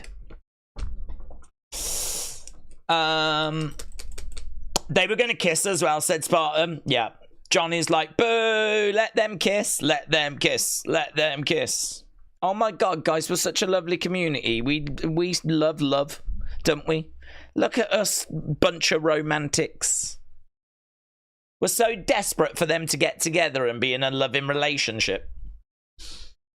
Oh, let them kiss, said Porky Pig. Yes, I know.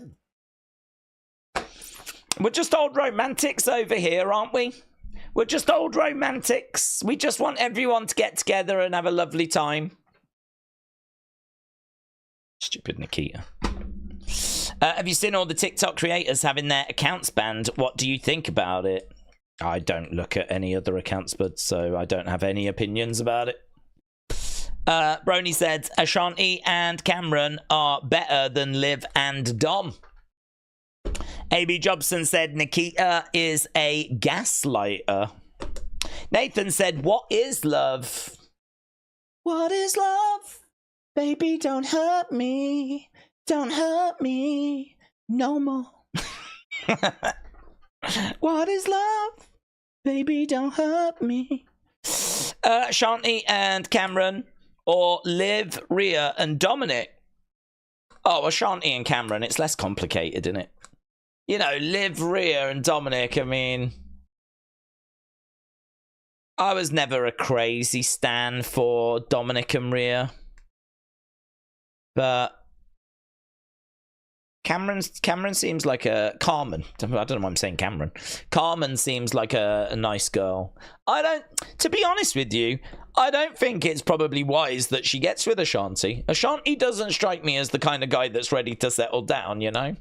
If there are any women watching, he might seem exciting, but he also seems like he's going to be a problem, yeah? I can change him. I can change. Once he gets with me, he'll settle down. No. That's what you think's gonna happen, but it's not, yeah? Wondering eyes wonder. And that's exactly what is gonna happen there, yeah? He's got wondering eyes and wondering hands. Probably a wondering PP as well, and it all wonders. So you ain't changing him. Right? So actually, Carmen, if you're watching, you probably shouldn't. I think you could find a nice boy. Yeah? Maybe someone that streams. Maybe someone that enjoys wrestling, but, like, doesn't actually do it. Because, like, you know, that way they don't get injured. Yeah? Maybe someone that really enjoys talking about wrestling. Maybe does watch-alongs or so. I don't know. I'm just throwing some thoughts out there. You know, someone that's cute. Someone that's got a great British accent. Yeah? I don't know. But I don't know that Ashanti is right for her. But I'm just an old romantic. I just love seeing people get together. Aubrey said, what is AJ Styles?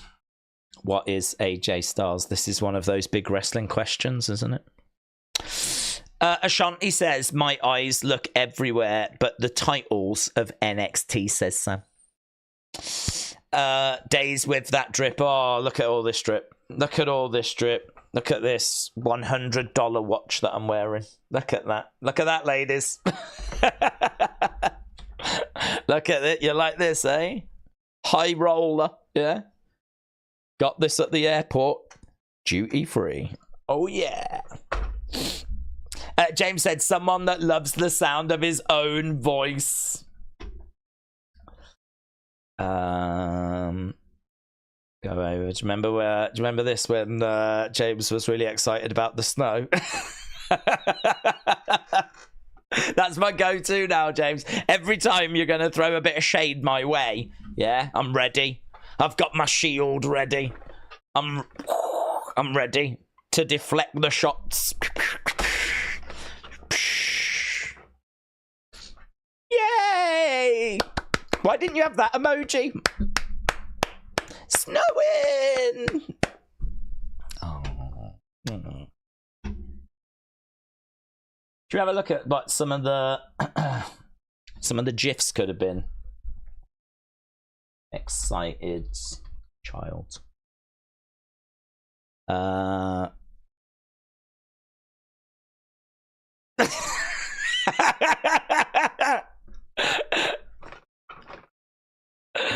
It's snowing! Should have had that. Yeah, just make everything better, James. Just make everything better.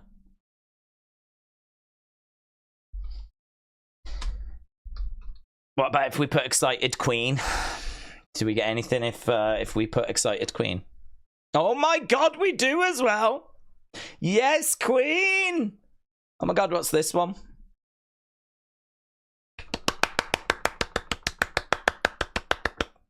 Yay! Oh, look at that queen go. Amazing.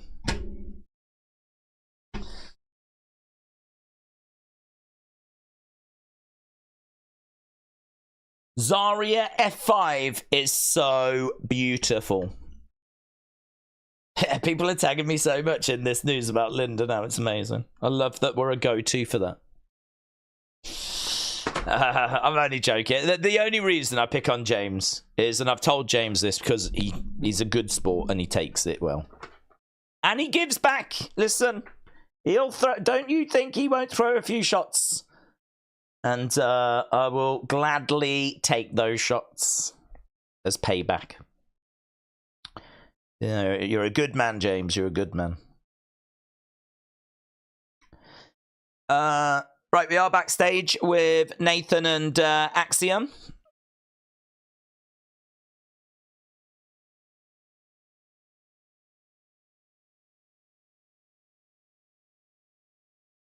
Axiom's in the Iron Survivor.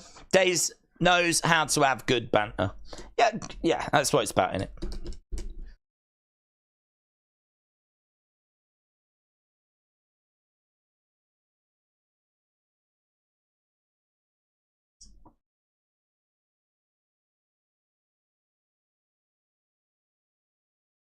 What happens if you qualify?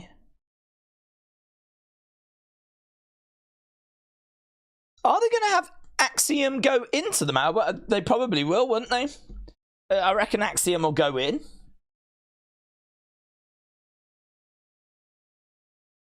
A lot of kids behind them. Why is there so many children? What's happened to the average age of NXT? What's going on? Are they trying to get into the flipping 5 to 8 year old demo? Have you seen this front row? There ain't no one there that's over the age of 7. Aren't their parents going to wonder where they are? I'm going out tonight, mother. Well, you better be back before bedtime at 7. You can forget that. I'm going to NXT. Well, are you going on your... No, I'm going with the lads. Where have you got this accent from? You was born in Florida? Well, I don't know. I've been watching a lot of British films, actually. When did you start smoking? You leave me alone, woman. I mean, I don't know. That's what happened, but it is a bit strange that the whole front row is, like, past their bedtime. Kalani against Julia. Ethan Page. Oh, Ethan Page is going to qualify, isn't he? Surely Ethan is going to qualify. Linda, better get them kids. It's a score. You're right. Oh my god. Oh my god. She's only been in the job 5 minutes and already she's just letting all the kids go to wrestling. She is the best. She's the best. You're absolutely right.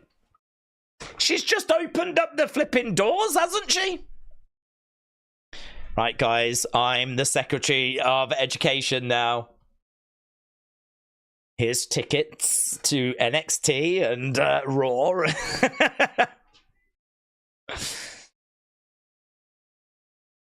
Right, we're just seeing some classic chase moments.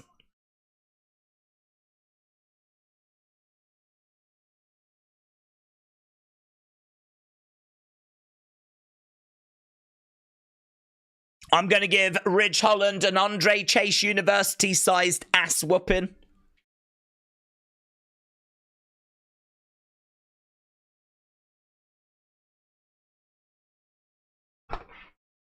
Look at the carnage. Oh, my God. Again, this is Linda. She's only been in charge for like a day. Look, they're on the desks. They're on the flipping desks. Ah.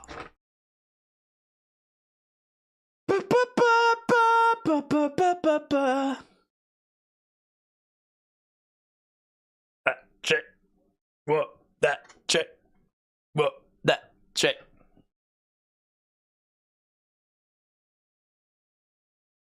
The king has arrived.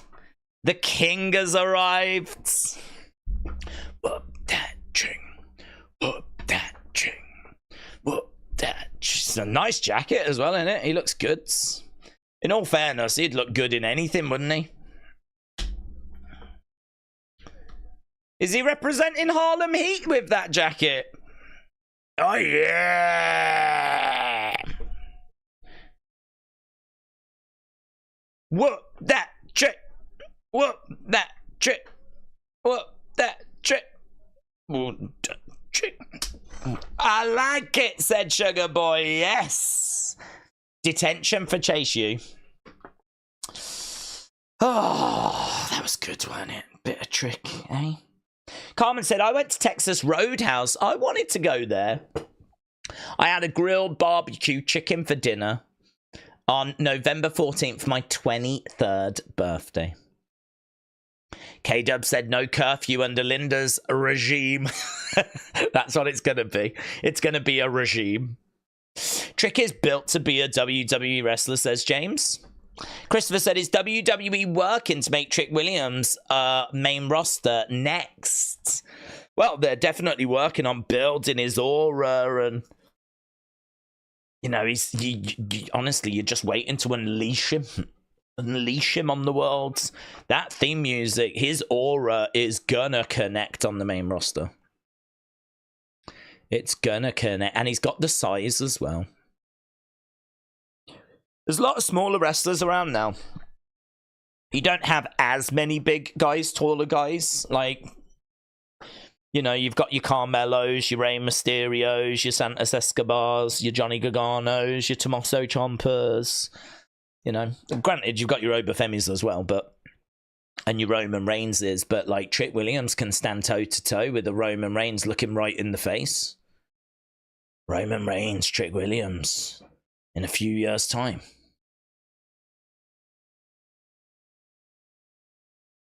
The Rock against Trick Williams. Let's go for the People's Championship. Yes! Let's go. Give him the belt now. Days, those WWE ID recruits, yikes. A lot of very small, out-of-shape male wrestlers with a lack of physique.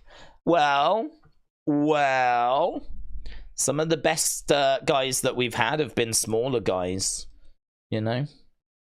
Literally, the list of names I just went to is pretty impressive, with Johnny Gargano, Tommaso Ciampa. I mean, I think this is why Next in Line started. The truth is, if you're a bigger guy, you're probably going into football or basketball instead of wrestling. And so I think that there is a disproportionate amount of smaller guys by comparison that are going onto the indie scene. So I think WWE started Next in Line because they saw that there was a lack of large guys out there. So, you know, if you're someone that wanted to get into football and that dream unfortunately has ended for you, well, why don't you come to pro wrestling? So this is where Next in Line shines. This is where we can find, you know, that talent that otherwise would have got away from us. We would have lost it. But it's right that we also get some of that indie talent, because they're people that grew up wanting to wrestle and they get it. And, you know, they can make the product really exciting with their skills. So I like the mixture. I think there's a balance. I think we went too far into Next in Line. I think it's right that we do mix in some of that indie talent. And listen, you know, you just got to work with what's out there. Shawn Michaels was never the biggest guy. Bret Hart was never the biggest guy. They weren't your Sids or your Hogans or your Undertakers. So, and if they're not quite in like great physical shape, you can turn that round. Put them on a program, you know. It's funny actually that they don't sort of put a bit more pressure on that. That they don't put pressure on getting them into, like, a better shape. You know, no offense to Baron Corbin because he's just lost his job, but Baron had a good size. He never seemed to get himself shredded, you know? And there never seemed to be any pressure on him to do that, which is a bit of a surprise. Okay, we're back. I love the indie talent, said Christopher. Missed the halftime song. Oh, we did it, Spartan. Yeah, it was really good. It was really good. Oh, I've got a new halftime song, haven't I? Which I haven't sorted yet. It was provided by Wrestle with Andy. I will make sure that gets its premiere on Friday. I'll give it... That's a bigger stream as well. So we'll do it Friday. Here's Ridge Holland making his way down. How long we got? 17 minutes. Ridge versus Andre Chase. Smaller guys are better because they have a longer shelf life. The bigger guys are great, but they are more likely to be injured, and then it is longer to recover, whereas smaller guys recover quickly, said Kim Strains. Sparta Crow said, my wife still hates you, but I don't give a flip. I'm still watching all your streams and videos. Sparta Crow, shout out to you. You had a very difficult choice to make, and you made the right decision. Between me and your wife, I will treat you better. So thank you, Sparta Crow. Shout out to you. Again, please let your wife know I don't like her either, yeah? In fact, I'm having quite an issue with women at the moment. I am going through a period where there's quite a lot of them that don't seem to like me. Like Triple T's girlfriend. And I've only ever been lovely to her. I think the way that I was treated on this week's podcast was... I think it spoke for itself. Here's Andre Chase. Andre Chase has made his way down. Is this going to be the end of Chase U? Daze, don't get me wrong, I like the blend. I like guys like Cole, Gargano, Ciampa. They're great small guys, but the ones on ID, they look too small. Well, let's see. I haven't seen. Not all of these are going to make it. I mean, God, I feel like every day there's another couple being announced. This is a pathway to NXT, but we've seen people get to NXT and get cut before they even make it to TV, so... As long as Cappuccino Jones makes it, I think that's everyone's favourite name. Ridge Holland against Andre Chase. Ridge Holland! It's not called Holland anymore. It's called Netherlands. He should change his surname.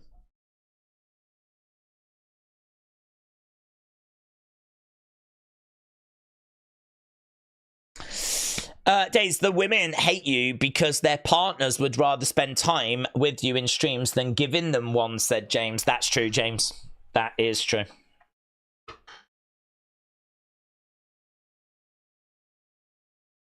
I just think they should be better partners, really. To be honest, that's how I look at it. Is that my fault or is that their fault?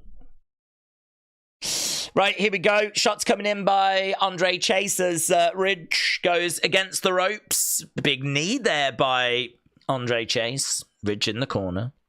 Have you seen any matches from Dustin's Wrestling Academy? No. I saw a crazy match with Dustin's son, said Tom. No, I haven't, Tom. I haven't. Is that on YouTube, is it? Nice belly to belly there by Ridge. Charging over. Collides into Andre Chase. Belly to belly again. Obviously, it was a belly to belly that Ridge did on Big E that resulted in Big E's career coming to a temporary conclusion. Hopefully. Hopefully, Big E can find his way back. It's not Ridge's fault. It's one of those things, you know. It was one of those things. But it's good to see that he is still out there competing, doing that move. Again, look. Boom. Another one. It's about 3 in a row.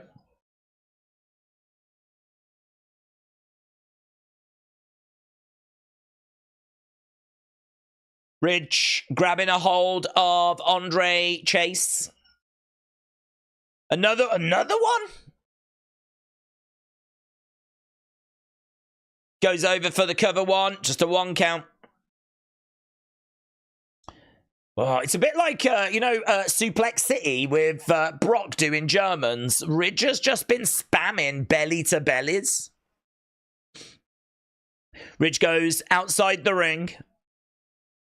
Oh, he's ripping up. I mean, he'll get DQ'd for that.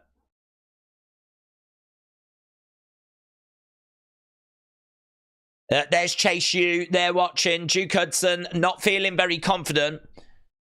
Oh, Andre Chase holds on to the ropes. Ridge Holland gonna look. Oh, Duke Hudson's gone walking. I'm guessing he's going to go out there. Stomp coming in by Andre Chase. Kick coming in by Andre Chase. Charging over, collides into Ridge. Ridge goes down. Andre Chase goes in the crowd. Big cheer for Andre Chase. They are making this feel a bit like a moment, you know. 11 minutes left. Which way is this going to go? Ridge is boring, said James. Big Time said, do we think Time has passed Nikita by because of how talented and filled the depth of the division is? She would have thrived a couple of years ago if she'd not blown her knees out twice. I I've got a weird problem with NXT talent, right? And she is probably the prime example of it, and it's really not fair. So what I'm about to say is not fair, okay? And I know it's not fair. I know this. But I can't still help being irked by it, right? And the issue I have is when people come out and they act all amazing, you know, and she's very much like that. You know, like she's the greatest thing in the world. And then because they're developing, you watch their matches and they don't back it up. They can't back it up. I get why they do it. They're trying to get all their mannerisms in check. They're trying to get themselves in order. I find her to be quite arrogant, right? I find like that's how she comes across to me. And maybe if she could back it up in the ring, it would be a bit more palatable. But I've just never been massively taken with her in-ring work. I think that she's got good striking because of her martial arts backgrounds. But I just find she can get a bit lost in matches, a bit hesitant in places. There's not a long list of like great Nikita Lyon matches. Then, of course, you've had the injuries that have disrupted the progress. So she's never been someone that I've really felt much warmth towards. She's never been someone that I found myself really rooting for. So it's difficult, to be honest. I do look at her size because she's one of the bigger girls, and I do think if she could become a bit of a Bull Nakano type, you know, rather than this like, can I get my ass out? Can I get my boobs out? Which I'm so over that for every girl. If she was to come out and be a bit of a killer and actually dial down on the sexiness and just dial into the brutality, I think you could get somewhere with her because of her size. But I think it's that sort of, you know, showing off, I'm the hottest woman in the world, you know, blah, blah, blah, all this kind of stuff. I just never felt that connection with her. So it's so hard to say, like, as time passed by and all this. I'm going to say no, just because I think, you know, I'd like to believe that even if you have those kind of injuries, you can still find a way forward. And I do think if you made a Bull Nakano, you know, there's not really anyone on the roster like that. I know that Zaria's, like, you know, big and strong, but I think Nikita's bigger. And I think, like, you could make her a bit of a Bull Nakano. I really would use that as the example. Aja Kong, Bull Nakano. I would really focus her in that direction. So, yeah, you know, I know some of that criticism is not fair, but that is honestly how I feel about her. Those are the reasons as to why I don't feel a connection. But, you know, if she was to keep improving and, you know, her gimmick was to settle down, I mean, sometimes she's been face, sometimes she's been heel, you know, that doesn't help. I don't even know what she is right now, actually. I think she's heel, isn't she? Because she attacked the Riz. So I think she's heel right now. So, yeah. She needs to just get, like, a bit of time, doesn't she? Bring her in, give her a run, see where we end up, and, well... But I'm not, like, trying to cut her or anything. I'm not trying to get rid of her. I would focus, I would, like, here you go. Here's a load of Bull Nakano tapes. Watch this weekend. I want you doing this. Boom. Clothesline by Ridge. Ridge against the ropes. Knee strike. We are back to the action. We've only got 6 minutes now. Andre Chase up. Oh, driven down there by Ridge. 1, 2. Shoulder up. Shoulder up.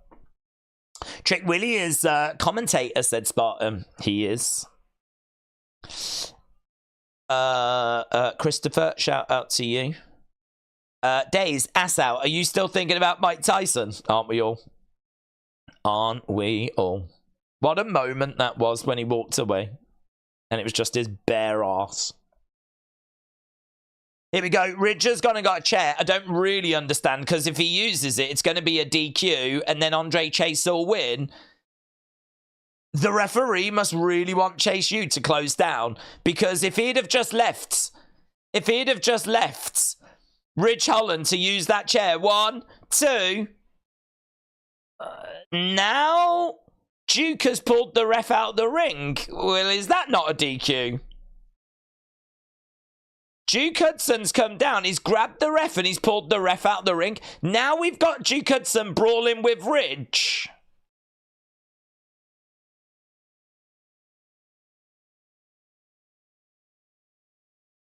He's throwing in some shots. He's going crazy on Ridge. Ridge goes to the outside.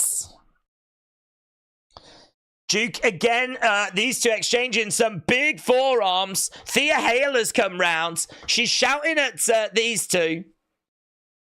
Thea is telling Ridge, drive him onto the concrete, but instead Ridge drives Duke into that platform.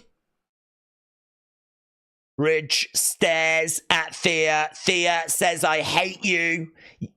But over the top, oh no! Oh my God. I think Riley just caught Thea as well. Riley Osborne went big. He took down Ridge, but I think he took down Thea Hale as well. Oh, guys, there's collateral damage here. There is the Chase U are throwing everything to try and stay in business. They're throwing everything to try and stay open. Ridge picks up Riley, hurls him to the outside. Oh, and he lands on that exposed concrete floor. Ridge looks over to Thea. He's like, 1, 2, 3. Those three are down. He turns around. He looks over at Andre Chase. Andre Chase in the corner of the ring. Gets back up on his feet. Screams out at Ridge. These two throwing in shots now. Referee back in the ring. I think he's just going to let it go. I don't think there's any DQs coming. Whoa. Andre Chase looks out at the crowds. Crowd are on their feet, cheering away. Ridge Holland is down. It's an Andre Chase University beating right now. Chase U! Ridge Holland back up on his feet, picks him up. Whoa! Going for the cover. 1, 2. Kick out. We've got big scenes, big drama. Andre Chase goes to the outsides. Ridge with a big forearm strike. Chase U. Right now we've got Ridge in the corner. Andre Chase going in between the legs of Ridge. He's got him up, looking to sit down powerbomb. 1, 2. Sit down powerbomb.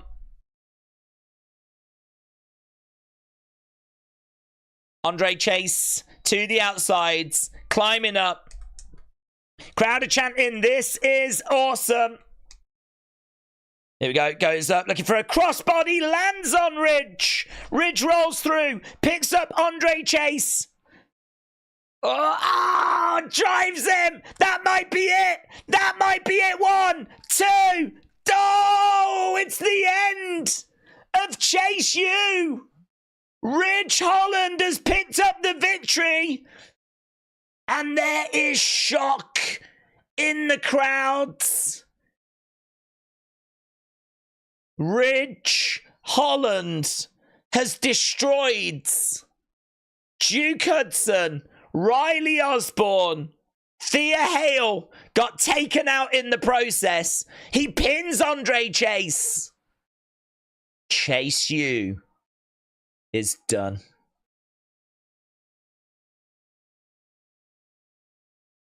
That's a big change. They're gonna disband.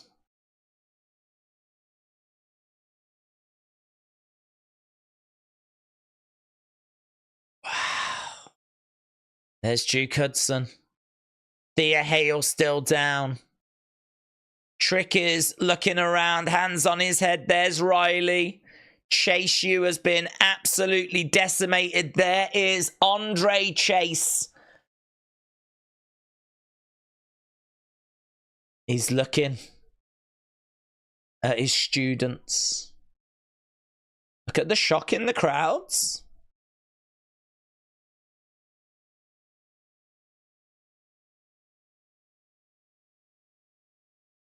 She's crying.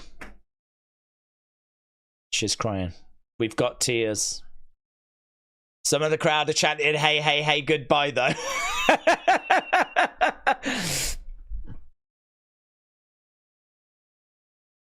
Wow. Wow. Wow. It came to an end. All good things have to come to an end. And that was the end of Chase U.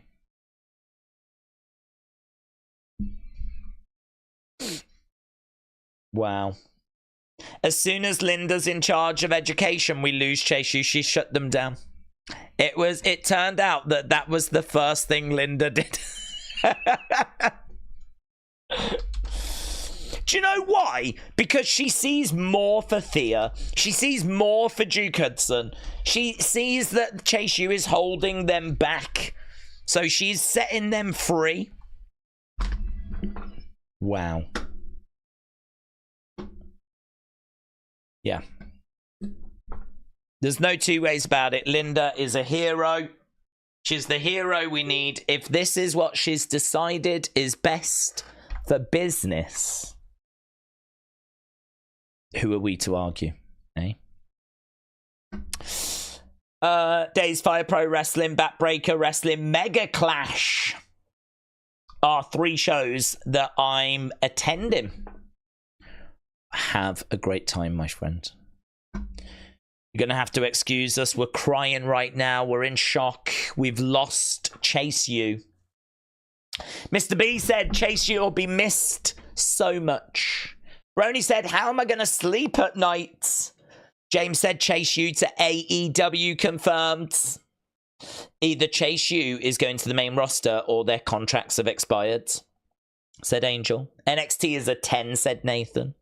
Andre Chase on screen goodbye next week, question mark, said Noodle. I don't know. Do you think it could be a call-up for Andre Chase? Still feels like he's not had like that NXT title run, or I don't know. Perhaps they just think they've done everything they can do with it and there is nothing else left to do. I wonder if it's just that. Spark Crow said thank you for your time for being with us. Brother said Spark Crow. Thank you, Spark Crow. Appreciate the support, my friend. Brony said Raw did 1.5 million. Well, that's better. SmackDown did 1.2, so that's better. I was at a 6, but the ending has bumped it up a point. Well, I'm going to ask for your feedback right now, actually. I'm going to jump over. Feedback required. What did you score NXT? I honestly thought this was a alright episodes. Sometimes the episodes can be a bit, I don't know, you have to, sometimes like the in-ring, you have to really be into the match and into the story and into the competitors. And I don't know, some of these NXT talents, they're still sort of finding their characters and forming that connection with the audience for me. But we used a lot of people this week that I think have already got that sort of connection. Like, I like the Ashanti Carmen thing. I mean, Stephanie against Jaida was brilliant. Really enjoyed that. Nathan, I've looked at a bit different since thinking about him more as a Will Ospreay type breakout star. I'm not saying he's going to achieve that, but I do want him to be a solo star, to be honest. I do want this flipping team to break up. So, yeah, that was good. And then, a main event that really mattered. And, of course, probably the most dramatic result we could have got from it as well. Person, please. Okay, so I've asked for feedback over on...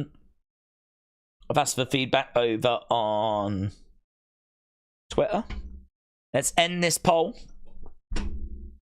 If you are just joining us, Chase U is no more. They did lose at the end of this match. Tell you what, I'm going to leave unseen. I'm going to do put a I don't know, reaction clip up or something first, and I'm really interested to see what Thea Duke have got to say on social media. I've got to think there'll be some tweets that go out tonight, so really interested to see what gets said there.